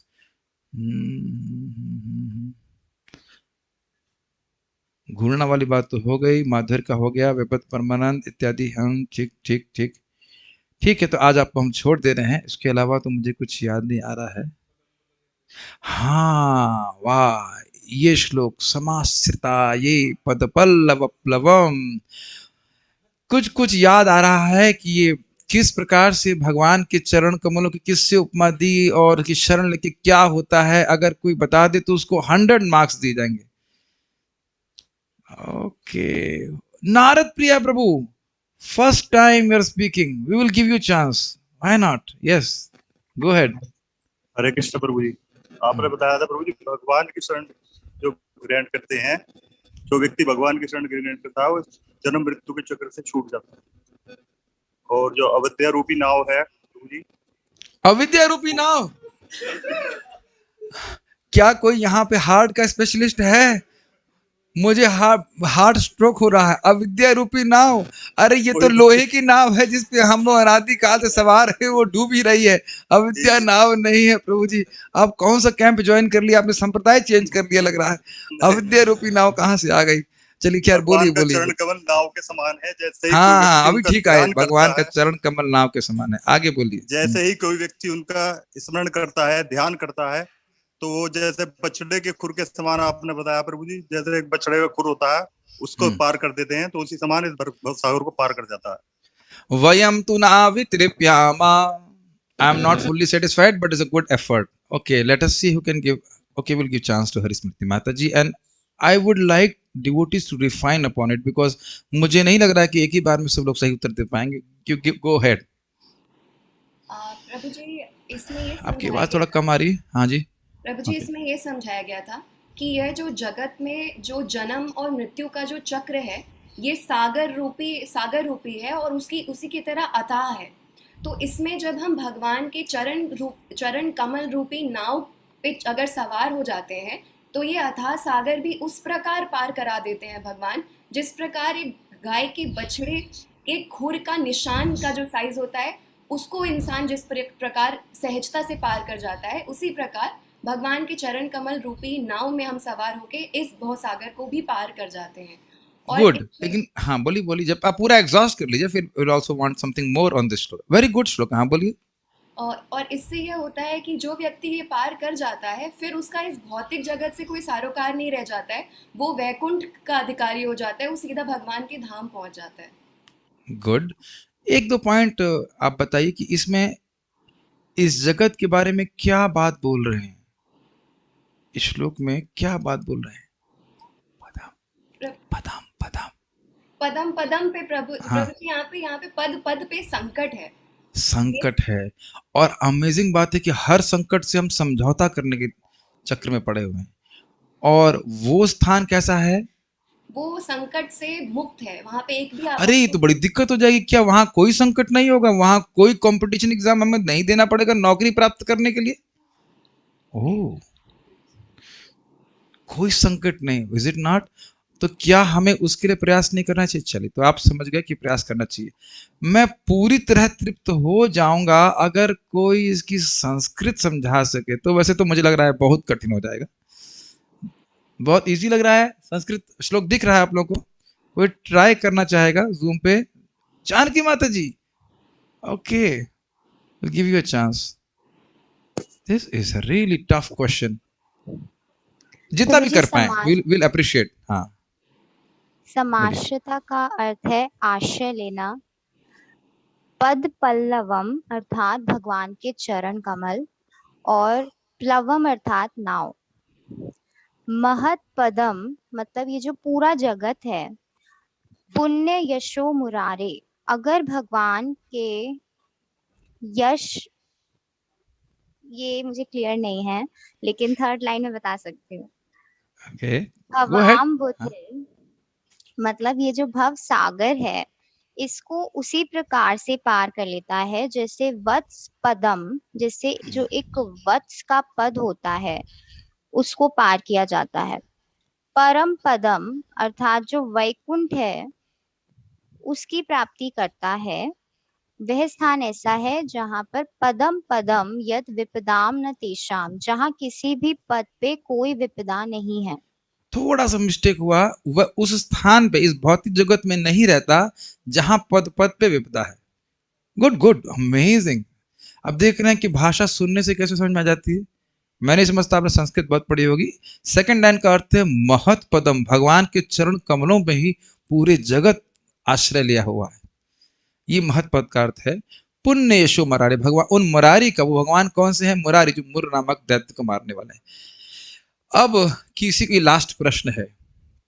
प्रभुपाद जी ने इस तात्पर्य में लास्ट में येलो से हाईलाइट करके एक बहुत सुंदर बात कही थी, जिसको मैंने बहुत एम्फसाइज किया था कि प्रभुपाद जी क्यों कह रहे हैं कि विपत्ति आने के बाद भी व्यक्ति को भक्ति का प्रोसेस छोड़ना नहीं चाहिए और निरंतर भक्ति करते रहना चाहिए। अमृत वपु प्रभु सर्वेश प्रभु। शशिकांत प्रभु की तो आवाज ही नहीं आएगी तो फायदा ही नहीं है, आपका टेक्नोलॉजी सही नहीं। चलिए आप कहें Krishna Prabhu, will give you a chance. This is a very very life changing, game changing quotation by Srila Prabhupada. Hare Krishna Prabhu ji. Prabhu ji, यहाँ पे प्रभुपाद ये बताते हैं कि जो जगत में जो भी हमारे कष्ट हैं या जो भी विपदाएं हैं वो एक इल्यूजन की तरह हैं। जैसे कि वो एग्जाम्पल देते हैं बाघ का, तो वो कहते हैं कि जब हम सपना देखते हैं तो बाघ जो होता है हमें खा रहा होता है, जो भी अटैक कर रहा होता है और हम चिल्लाने लगते हैं।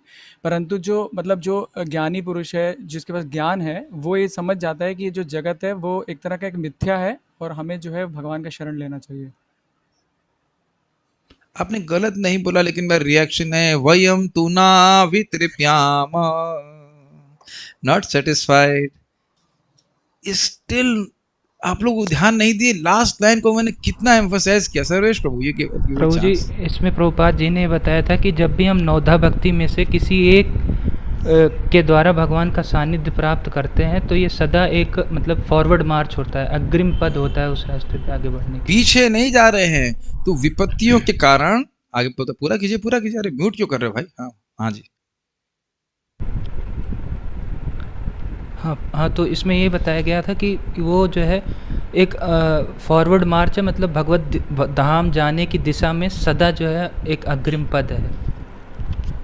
ये तो ठीक है, तो आपको याद नहीं आया था? हमने कविता सुनाई थी, वीर तुम बड़े चलो, धीर तुम बड़े चलो। कहने का आशय है कि सामने पहाड़ हो, सिंह की दहाड़ हो, तुम कभी डरो नहीं, तुम कभी तुम सदा डटो, वहीं लगे रहो। कहने का आशय है कि थोड़ी विपत्ति आ जाए, कुछ कठिनाई आ जाए, तो इसकी वजह से व्यक्ति को भक्ति नहीं छोड़नी चाहिए। घर वाले अगर टॉन्ट भी करें, पागल हो गया है, ये हो गया वो हो गया, जो भी हो, हमारे हर दिन की भक्ति के संग हम बड़ी तीव्रता से भगवान की तरफ जा रहे हैं। ठीक है, अब प्रवचन नहीं, बस मैं लिंक बना करके छोड़ दे रहा हूं कि कोई अगर मान लो प्रश्न करे कि भाई संपदा से दिक्कत क्या है, क्या संपदा होने से भगवान की प्राप्ति में कुछ कठिनाई है, तो उसको हम लोग परसों जानेंगे, क्योंकि परम पूज्य वृंदावन चंद्र महाराज जी शायद कल भगवान के नाम के ऊपर प्रवचन करेंगे। बहुत सुंदर प्रवचन महाराज आज से कम 4 साल या 5 साल पहले दिए थे। यस्यावतार गुण यस्सावतार गुण कर्म विडम्बनानि, ऐसे करके प्रार्थना है।